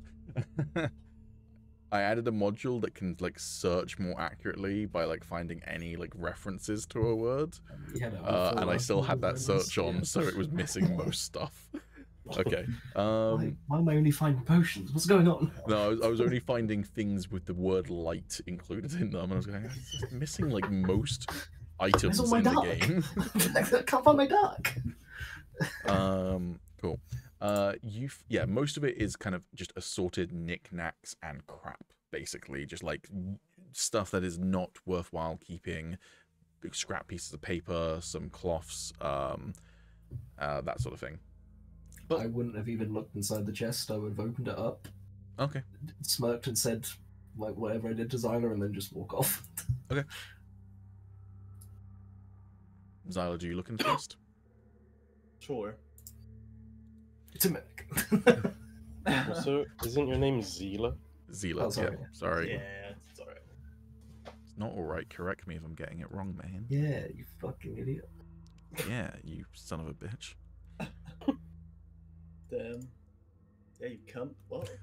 Wow. Sour, we don't use that sort of language in here. Oh, My bad, my bad. I definitely don't. I'm definitely not a player in Mo's campaign, and I definitely didn't say cunt as soon as she started recording during the last session. agent of chaos. After saying the fact that, like, supposedly YouTube requires like a minute's timer for you to not swear, else you lose AdSense on that video, and you guys never accommodating that. Well, Not that I've ever asked you to, Yeah. so that's, you know, it's not on you, but sorry, I'm just quickly double checking something in my notes. Noties.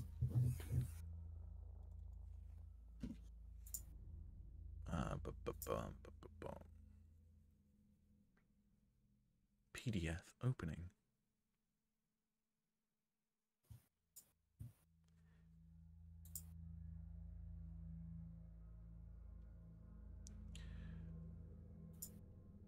Taking a while to open, but it's doing it. Okie doke.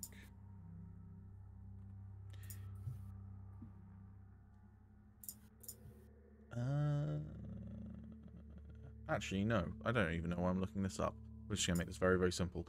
It's a holy symbol that you find in the chest. That's the only item of like note, basically. Alex, I don't think it says in the book. If it does, then we might retcon this accidentally. What is the holy symbol of itch or ick? Oh, Fucking ick. can it be a cat? Sure.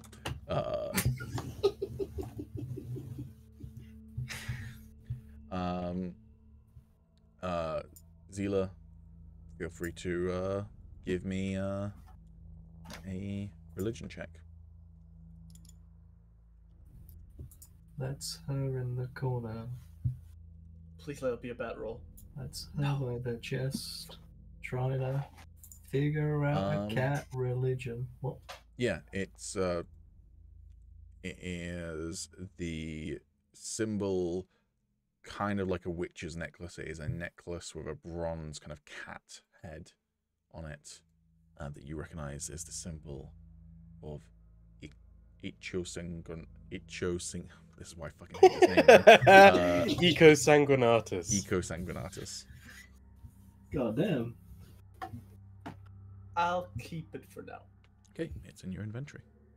Cool. During this time, by the way, you probably would have finished what you were doing and started to head upstairs.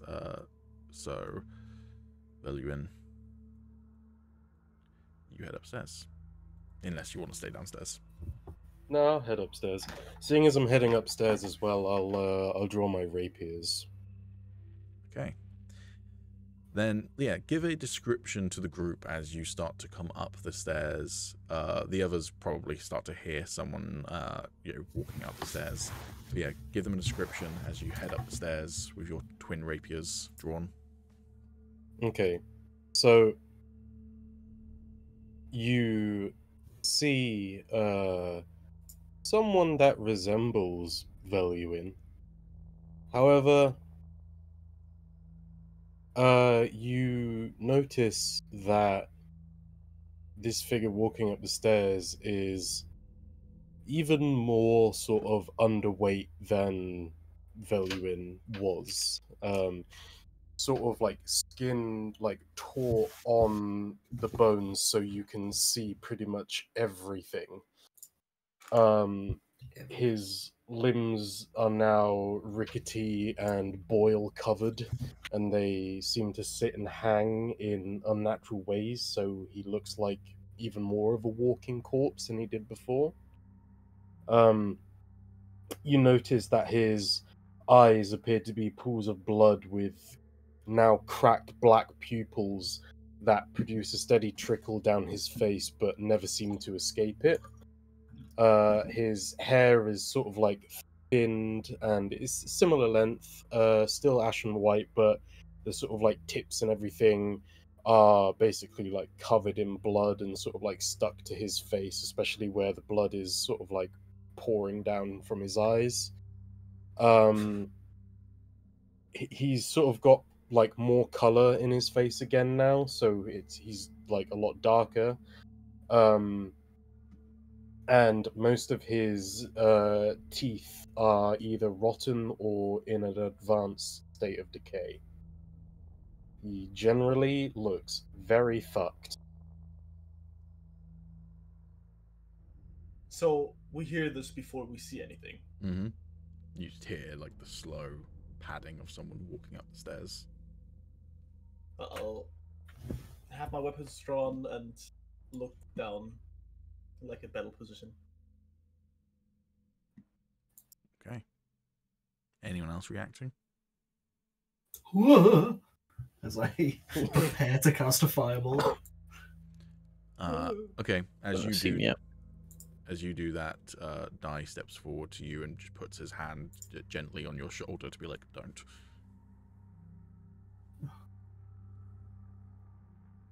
Well, I don't hear this. No, he doesn't. He doesn't say anything. He just. It's more the fact that one person had a ranged attack ready, so he's like, maybe not. Right. What And sort of commotion? What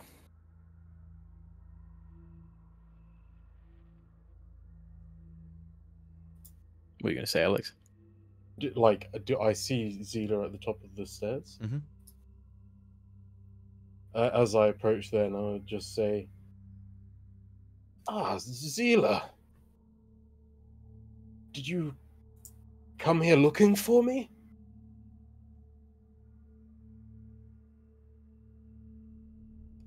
Am I the first? Like, am I the only person who sees him currently, or is like? I think everyone can see him, but he's down the stairs, so it's possible he doesn't see everyone else. He almost certainly doesn't see Kytheria. But...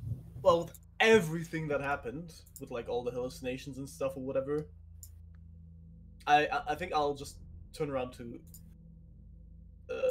Aegis, and I'm still trying to put it together right now. My with, like questioning look. Is that you? I still have my weapons drawn, but I'm very much confused. It can't be. Who, me? Well, Lehlion?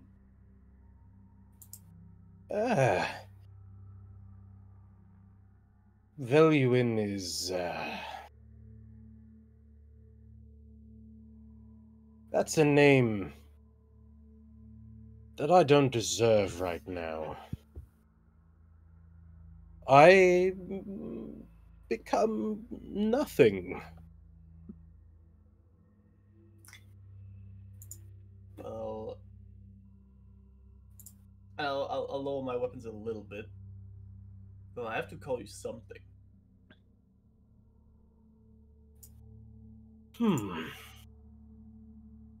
Well, I will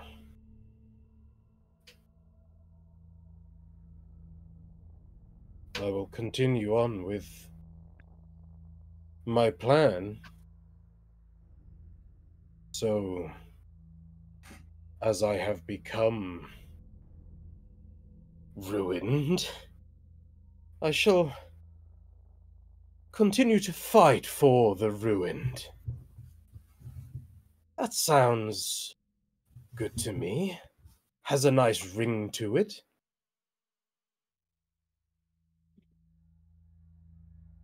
So you are the ruin. Yes, why not? I'll direct this question more towards the people behind me and less towards him. Just so we're all on the same page. Yeah, I'm gonna push past Dai and I'll grab that chair Okay. and bring it closer to the stairs.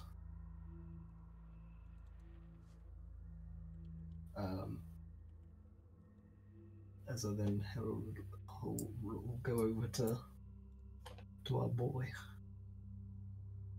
I mean, at least let me take a look at you. You're basically done for it back at the camp. You look even worse now. Oh, you don't need to worry about me. And as you sort of get closer, from what you can remember of Veluin, he always had this sort of like friendly, warm smile on his face. Now he has this sick, twisted grin, basically constantly on his face. I'm not even gonna try hide it. I'm grimacing right now.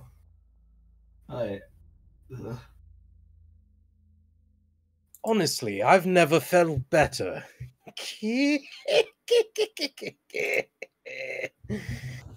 I feel like 1,000,000 gold. I'm gonna put a hand on Dai's shoulder and say, do you have any idea what this is? He speaks the truth. His vitality has been restored. But he has been changed. As I said, in a manner of speaking. He died. A new man has been born instead. A hexblood. This concerns me. Does more than concern me. He is of his Take a own few steps mind. back. If that's what concerns you. I What was that, assure sorry? you, I have all my faculties in check.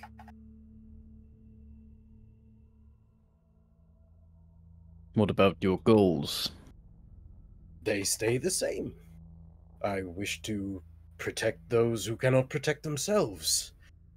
And destroy and bring to heel the wretched, despicable tyrants across this rotten land. I'll give him an approving smile and a nod. I'll walk up to him. And, I'll extend a hand. Well, Sort of, Oh god, it's gonna fall off. I'll stow my weapons and then just kind of like flick my hand. Like it's kind of drooping slightly, and I'll just flick it up to shake it. I look forward to fighting with you, not Veluin. Well, he is still a part of me, at least. Perhaps one day I shall reclaim that name. But for now, I must bring ruin.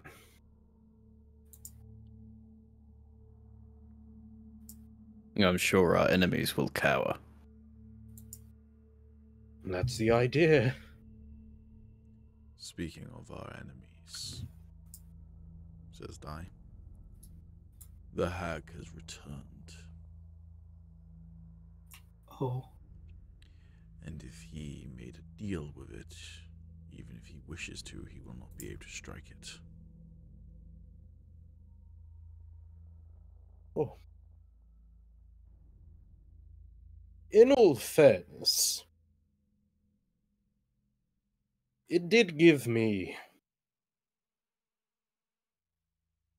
something that I can work with.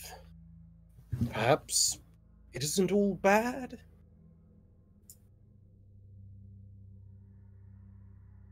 How do you mean? Oh, it gave me another chance.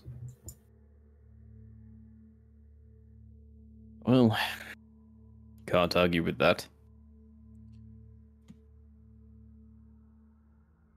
Sure, I look a bit, different. But, again, I am of my own mind, and now I feel as if I can progress towards my goals. May I ask you a question, my traveling companions? He, at this point, is kind of like clutching his staff with both hands and leaning on it heavily. Hey, who is this guy? So it's a long story. My name is Dai. It's a pleasure. What I would like to know is this hag is so amenable. Then why are its chairs not made of animal flesh? Everyone roll me a perception check.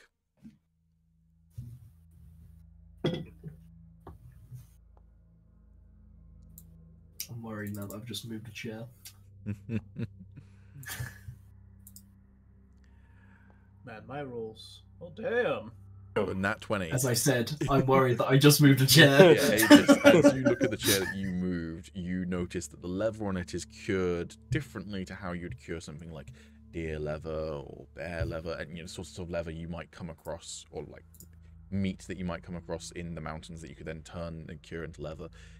And as you look at it, a sickening realization creeps into your mind. This leather here is assorted leather. Some of it's elvish leather, some of it's human leather, maybe even some tiefling leather. As soon as I realised this... Oh, God! Oh, God. I want to get out of here. She's at her cauldron. We won't be able to leave without a fight. And you're certain I won't be able to strike it? If you made a deal with it, it won't let you harm it. If we slay her, what happens to... well, The hex. Lehlion? He shouldn't die, if that's what concerns you. Good. What of his powers? I'm not sure.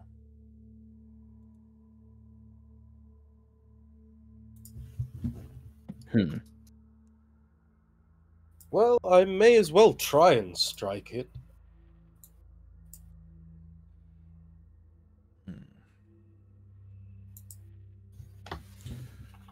Prepare for battle, he says, and he kind of straightens up, stops leaning on his staff, and turns towards the door.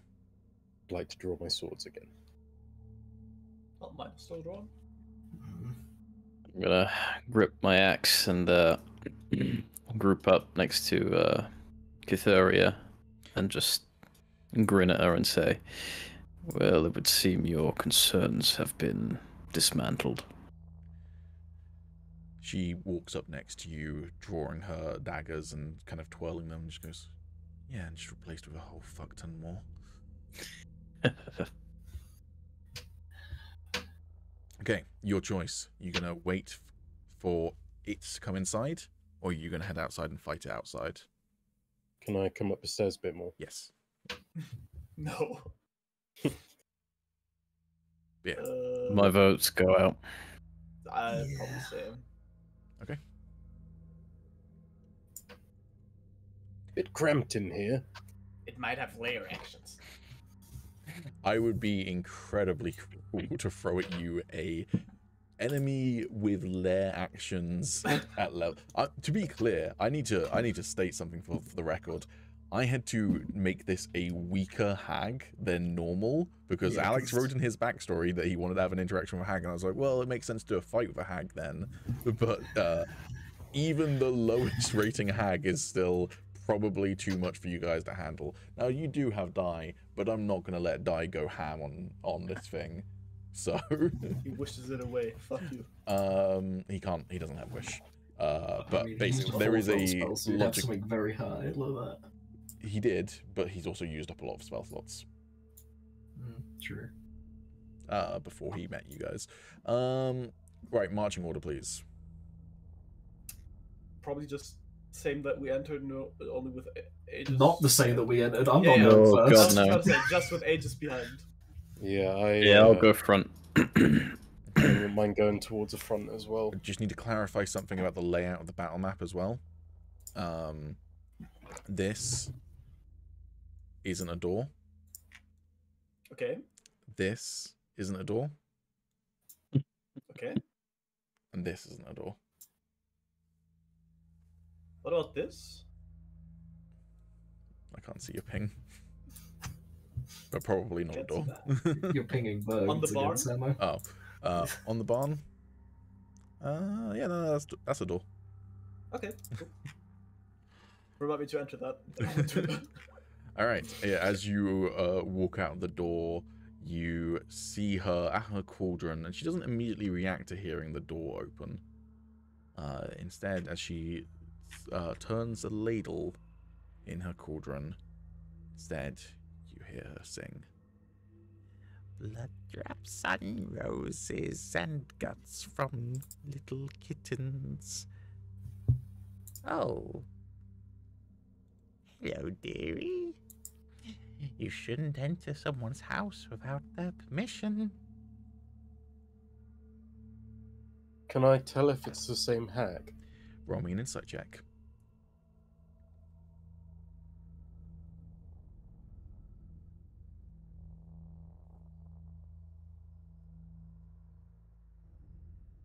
Ten. Looks the same, sounds the same. Okay. However, you don't feel anything that says that you can't attack her. There's no, like, force that's, like, yeah, keeping you at bay or anything. Okay. She takes the ladle fully out, and you see her, whatever brew was in the cauldron, including a full eyeball about that sort of size. And you literally see that kind of bulge in her throat as it goes down. She doesn't chew it. She swallows it straight. That's pretty grim. Hello.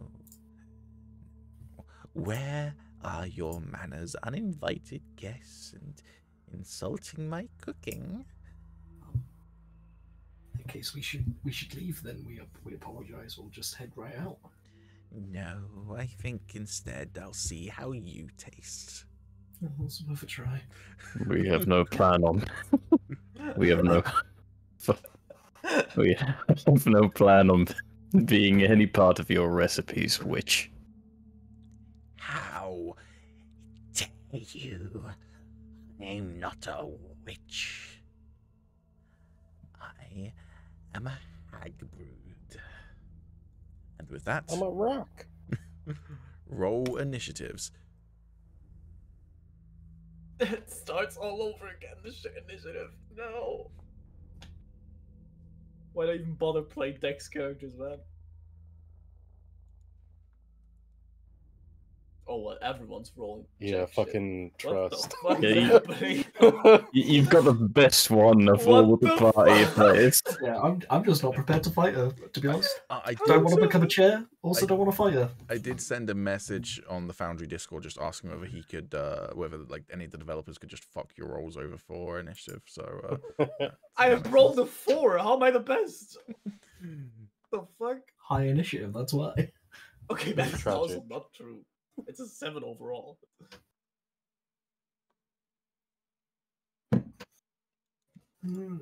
I also rolled a 4. There's your answer.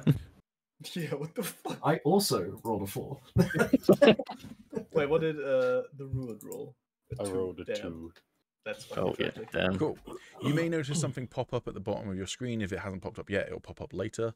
But yeah, there is now a little HUD to kind of help with combat as well, reminding you of different things you can do. Oh, yeah, you can toggle it. Yes, but it should Yeah, be full on purple by button. default at the beginning of at least your turn in combat. Ah. But it's kind of a Baldur's Gate freestyle. If you want to use a weapon, it's use item. Damn, that's cool as hell. Yeah. But can I toggle it? Over on the left-hand side, there's like a little 2-sword symbol, but it should auto-turn on at the beginning of your turn. Oh, what the fuck?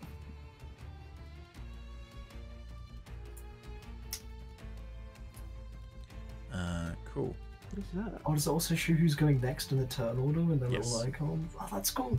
Ah! I'm nerding out so much, man. Thank you.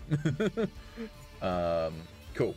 Dai is going to cast True Strike on Hell yeah. on the hag.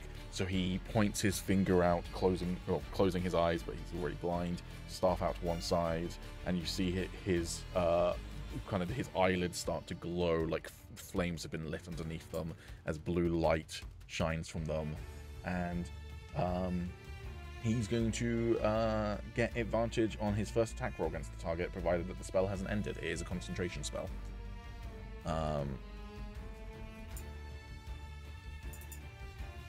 That's so sick. True Strike just gives you advantage, right? Yes. And only to him, not to anyone else, unfortunately. Ah, right.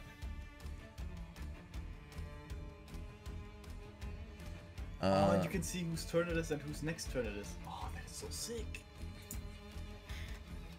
Man's nagging IRL, man.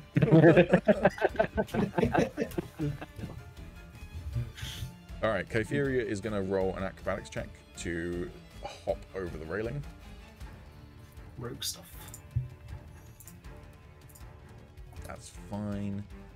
She lands down here.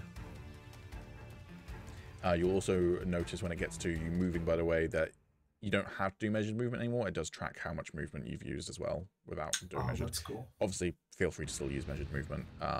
It rounds up to the nearest square, so it's not as accurate what it does, but cool.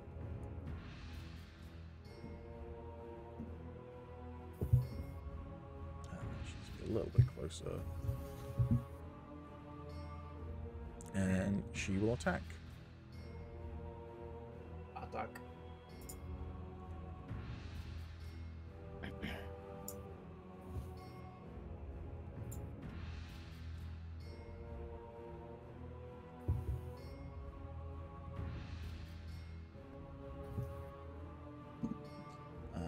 Cool. That will actually only still check whether that hits.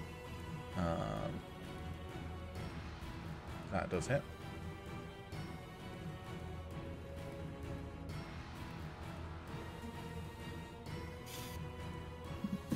Cool. So she runs up and slashes the hag in one of his legs. And then she will do a second dagger.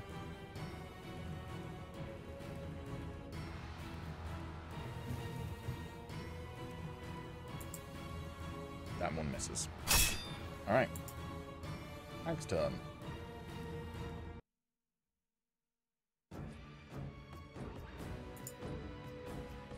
Then where'd that guitar come from?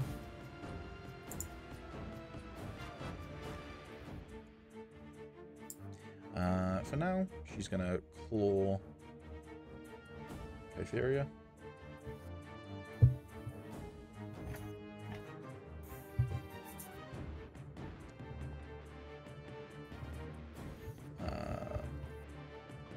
That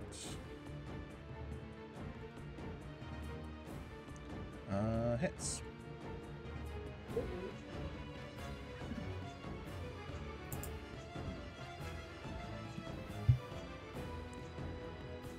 Double check that Kytheria is actually wearing her armor. She's not wearing her armor. Let me just double check whether that would have hit if she was wearing her armor. Still would have hit. Cool. Okay.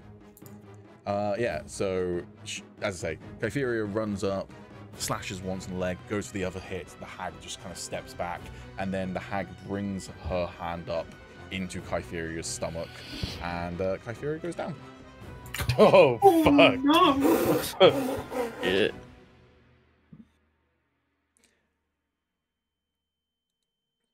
Zyla runs away.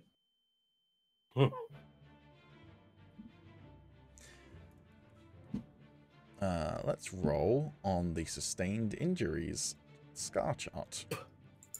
Oh, was it a 20? No. The first No, I've attack just got an a new enemy module. makes.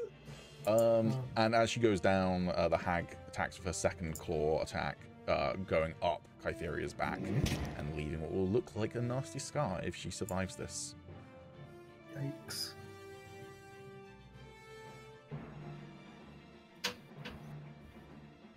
Fine, Okay. if she dies, then I'll just give the ingredients to Aegis and he can just quickly whip up a potion. Yeah, of- in a minute. yeah. In a minute. just whip them up real Yeah, quick, yeah, you know? I put all the ingredients in a Real mouth quick. and just start mashing them. Yeah. All right, Zyla, it is your turn. Mo, I'm gonna let you know all these modules I got. Some of them are premium, so you have to pay for a Patreon for them. But yeah, Yeah, Pete's spoiled us with all the modules he gets. Oh, that's my movement. Okay, cool. Yeah, never mind. Yeah. Alright. Oh. Oh, is it still targeting? Yeah, okay. cool. So you attack with your chakram. Goddamn! Nat Yeah, 20. damn. Fuck yeah. Okay, cool. So you run around the cauldron, seeing, as Kypheri is going down, you're already dashing forward, and as you kind of round the cauldron, you jump up, come down with one of your chakram, and roll damage. Shamon. Now, Yeah, I'll do that is going to be 14 points of damage then. Beefy. Hell yeah. And you're dual wielding, so you can do your second attack. I don't think you have any dual wielding features, so it's going to be without your proficiency bonus for this one. but I do. I do have the 2 weapon fighting style. Cool. Never mind then. So I do get. It's basically just a normal attack. Okay. Yeah, it is then. It's a 19. 19 will still hit. Fuck yeah. Well, your initiative might have been shit, but your attack rolls are pretty fucking good. Yeah. Yeah, damn. And then another 8 points of damage. Hell yeah. She did not seem to appreciate that, is all I'm going to say. I'll take that. Oh, actually, this was with advantage. Why would Could it I be an roll again? advantage? Because it's 2 strike? No, it's only No, for only for die. die. Oh, it's only for him. Okay, Yeah, it's never the mind. caster gets advantage. Right. Never mind. Yeah, it's not a super useful spell for most mages, but for die, it's probably alright. Yeah. Cool. That your turn? Yeah. Alright. The Ruined. Your turn. The Ruined has just come into some power and is very curious as to what he can do. So he's going to sort of focus on the feeling that he had as he felt the source of it in the basement, and sort of aim his rapier at the hag and cast Hex on her. Okay. So a sort of blood forms at the end of the rapier and sort of starts glowing purpley. And as it hits the hag, her veins, like, it kind of gets absorbed and her veins will kind of turn like purple and glowy. Hell yeah. I will first target her for that.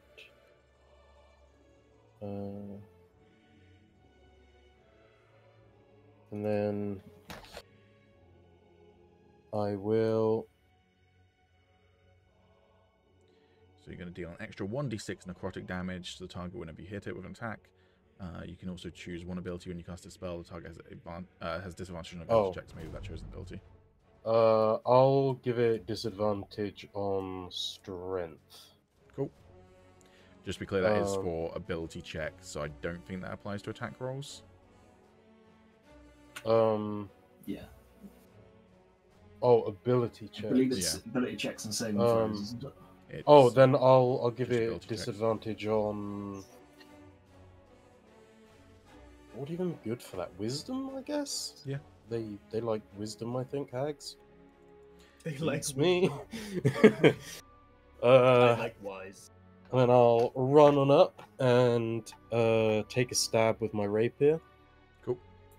Is that with advantage? You are flanking, so yes. Hey.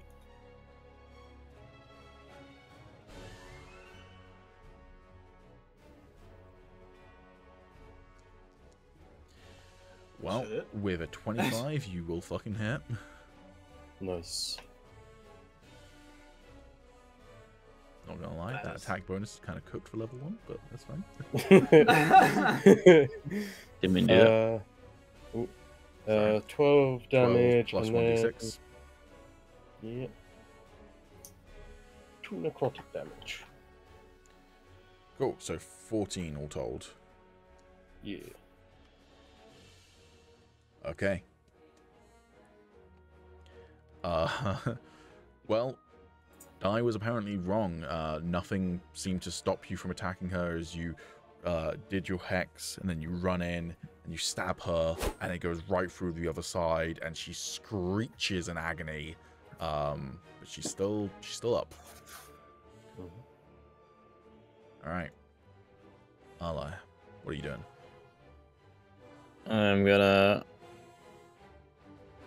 wrap around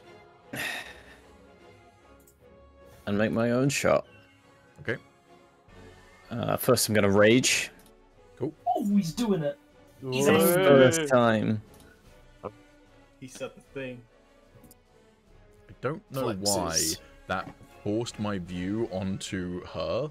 And all I'm going to say is she's taken enough damage that her view is currently bloodied. So it looked like that was an effect of you going into rage was your vision getting bloodied. It was just, for some reason, my view changing to the hag.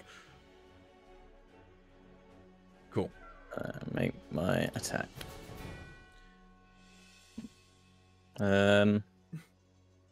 Checking there's not a place where I can get flanking, is there? No, not really. Okay. Are you joking? Yikes. He got so incredibly angry. Yeah, as you run up roaring, you go for a swing, and she manages to step back kind of into Zyla, the ruins rapier fully coming out of her body, and instead your axe just kind of clatters against the cauldron, and you see some sipping yellow thick viscous liquid now dripping the end of your axe, which might mean that your axe is now technically poisoned, but probably not against the hag who was just drinking it, unfortunately. So in other words, please try not to hit either one of us. Don't get another net one, that's what we're saying now. Anything else on your turn? Let me just quickly check. I ain't got anything else It's the most going on visceral here. D&D session I've watched. That's what I was aiming for. That is Songs is visceral. Yep. That's me. Cool. Then Aegis, your turn. It's already my time to shine, I guess. And with that, I will sort of do like a little run and slide to Kathira. Mm-hmm. Hey, As I will use one of my healing potions on her. Okay, cool. So yeah, just consume one of your healing potions, and we'll just apply the health to her. Shit, I should have used Blood Curse of the Fallen Puppet on that. Finally, someone's fucking dead. He's like, First session. Ally goes down. Yes, I shall puppeteer their body. Cool. She recovers 6 hit points. She's still prone, Damn. but she is now back alive, no longer on death saves. Okay. Cool. So that would be your action. Doing anything else? Yeah. Let's see, have I got anything for my bonus action? I can already see myself appreciating having alchemists in the group. Honestly, I think that, like, in terms of like class split, I'm pretty excited to see how this group kind of works out. It's a very interesting mix. I haven't really got anything for bonus action, You can yell at the hag if you want. but I am going to reposition myself, I guess.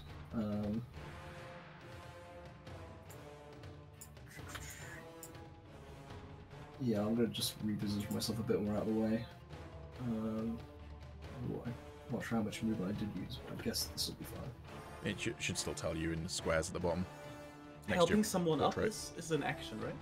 Potion of healing is an action, and then Yeah, potion rolling healing is a an medicine to stabilize would also be standard action. No, I mean like since Oh, Curious, like prone, helping her like- up. Yeah, yeah. that would be an action, Okay. but it only uses up half her movement. 5e doesn't invoke an Well, attack of the opportunity hag's or got anything. other concerns right now, so I'm not really worried that Kypheria's in a bad position. So But again, it's not a attack of opportunity to get up in 5e. Yeah, okay. So yeah, Okay. it just uses up half the movement. yeah, no, that's me. Cool. All right, Dai is going to. What is Dai gonna do?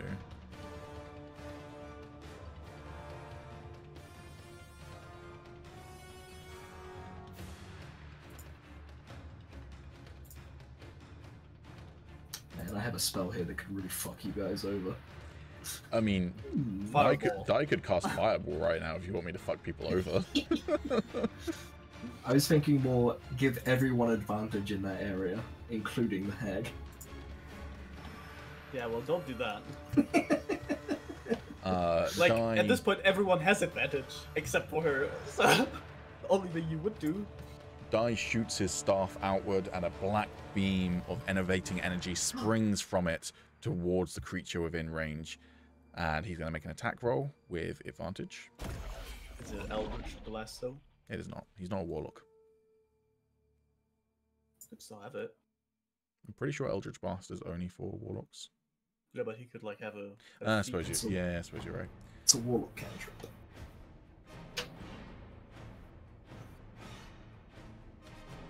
Alright, it now is going to only do half damage with its melee attack rolls.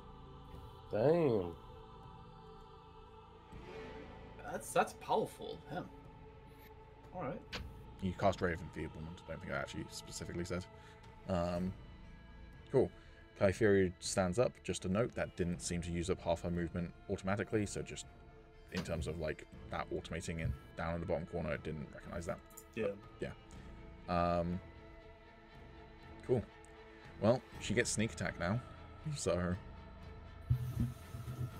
It was the bait the entire time. The long con.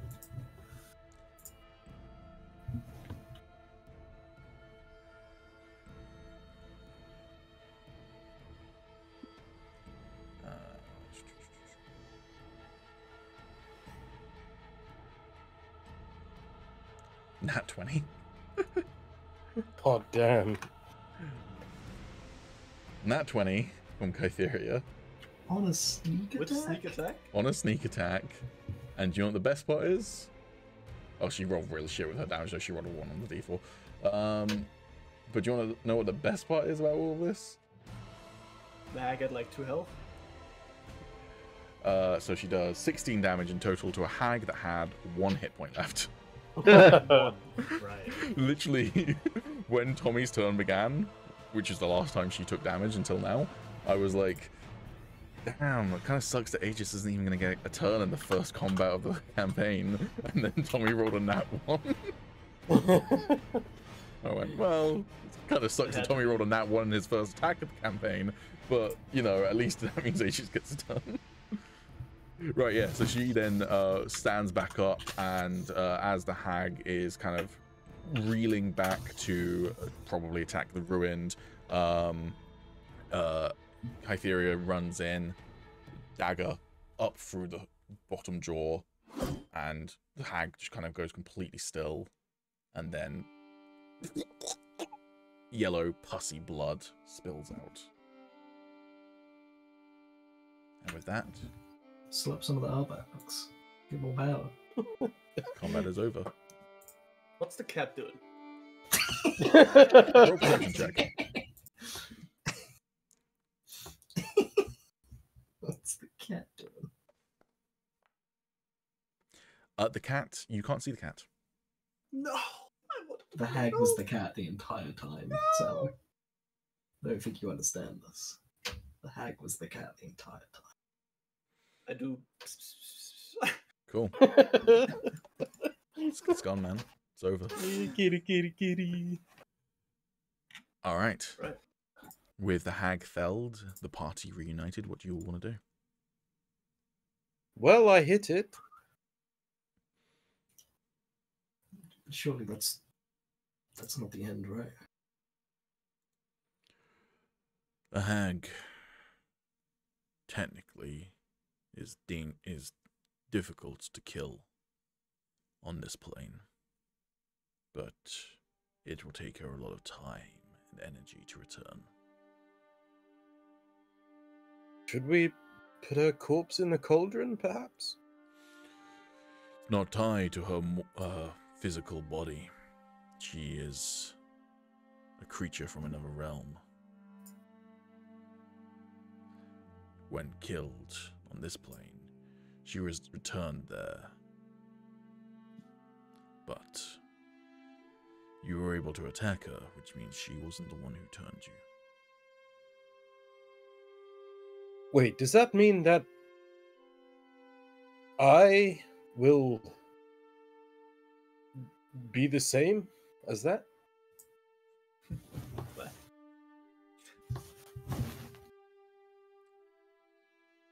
The Hexblood, as a concept, is believed to be the way that hags create new spawn.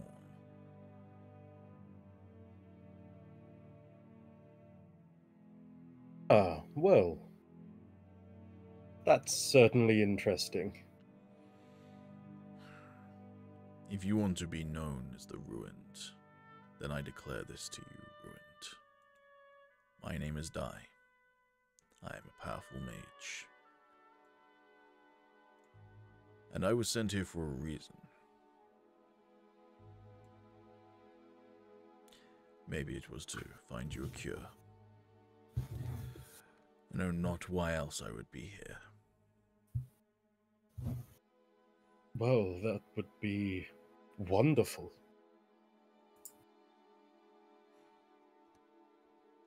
Come, let us leave this wretched place. I'm gonna pick up the hag, and I'm gonna put her in the cauldron. Nice. Honestly, as well, when you went for your attack, I was kind of hoping you were just going to take the shove action and try and shove her into the cauldron, but... I mean, I wanted to put her in that goddamn cauldron the moment she wanted to put us in the cauldron. Nah. As he picks up the body, I just wipe my rapier on her and then let him get on with it. Okay. Yeah, you pick her up and you just hoist her into the cauldron and, yeah. She disappears underneath. Yes? Now that we've seasoned this lovely brew, can I use my alchemist tools? Seasoned, he says. Don't say seasoned, bro.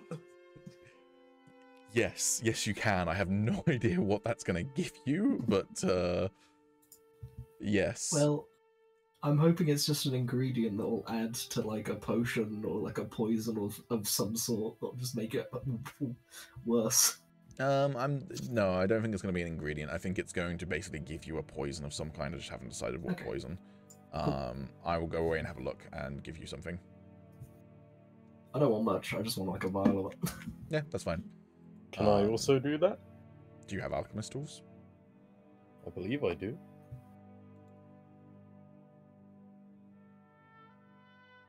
Yes. Okay. Cool. Let's make it a contact poison. That feels right. Contact or injury. Okay, cool. 2, 3, 4. 4 options. Cool. Okay. You both gain a vial of serpent venom, which technically you don't necessarily know what that does yet, but you'll probably find out. Go and find out. Yay! I'll look at Aegis and kind of like just shake the vial slightly. I imagine this could be quite fun to play with. There's only one way to find out, and I'll let like out a really weak smile. You unsettle me. What's wrong with Aegis? I'll take no notice. Shake my head. I'll take no notice of that.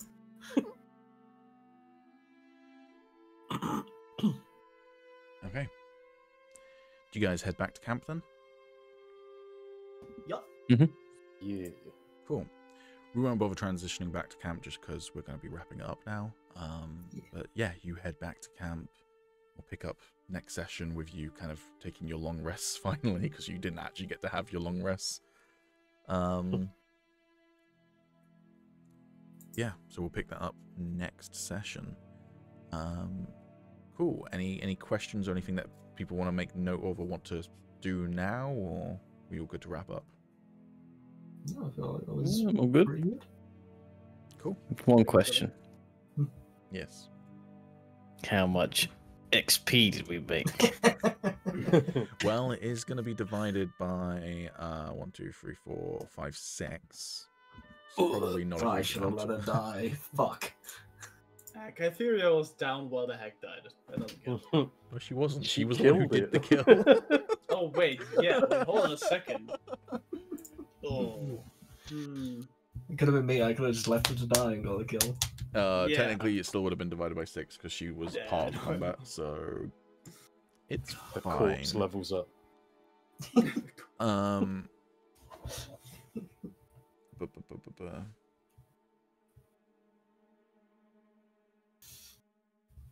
Interesting.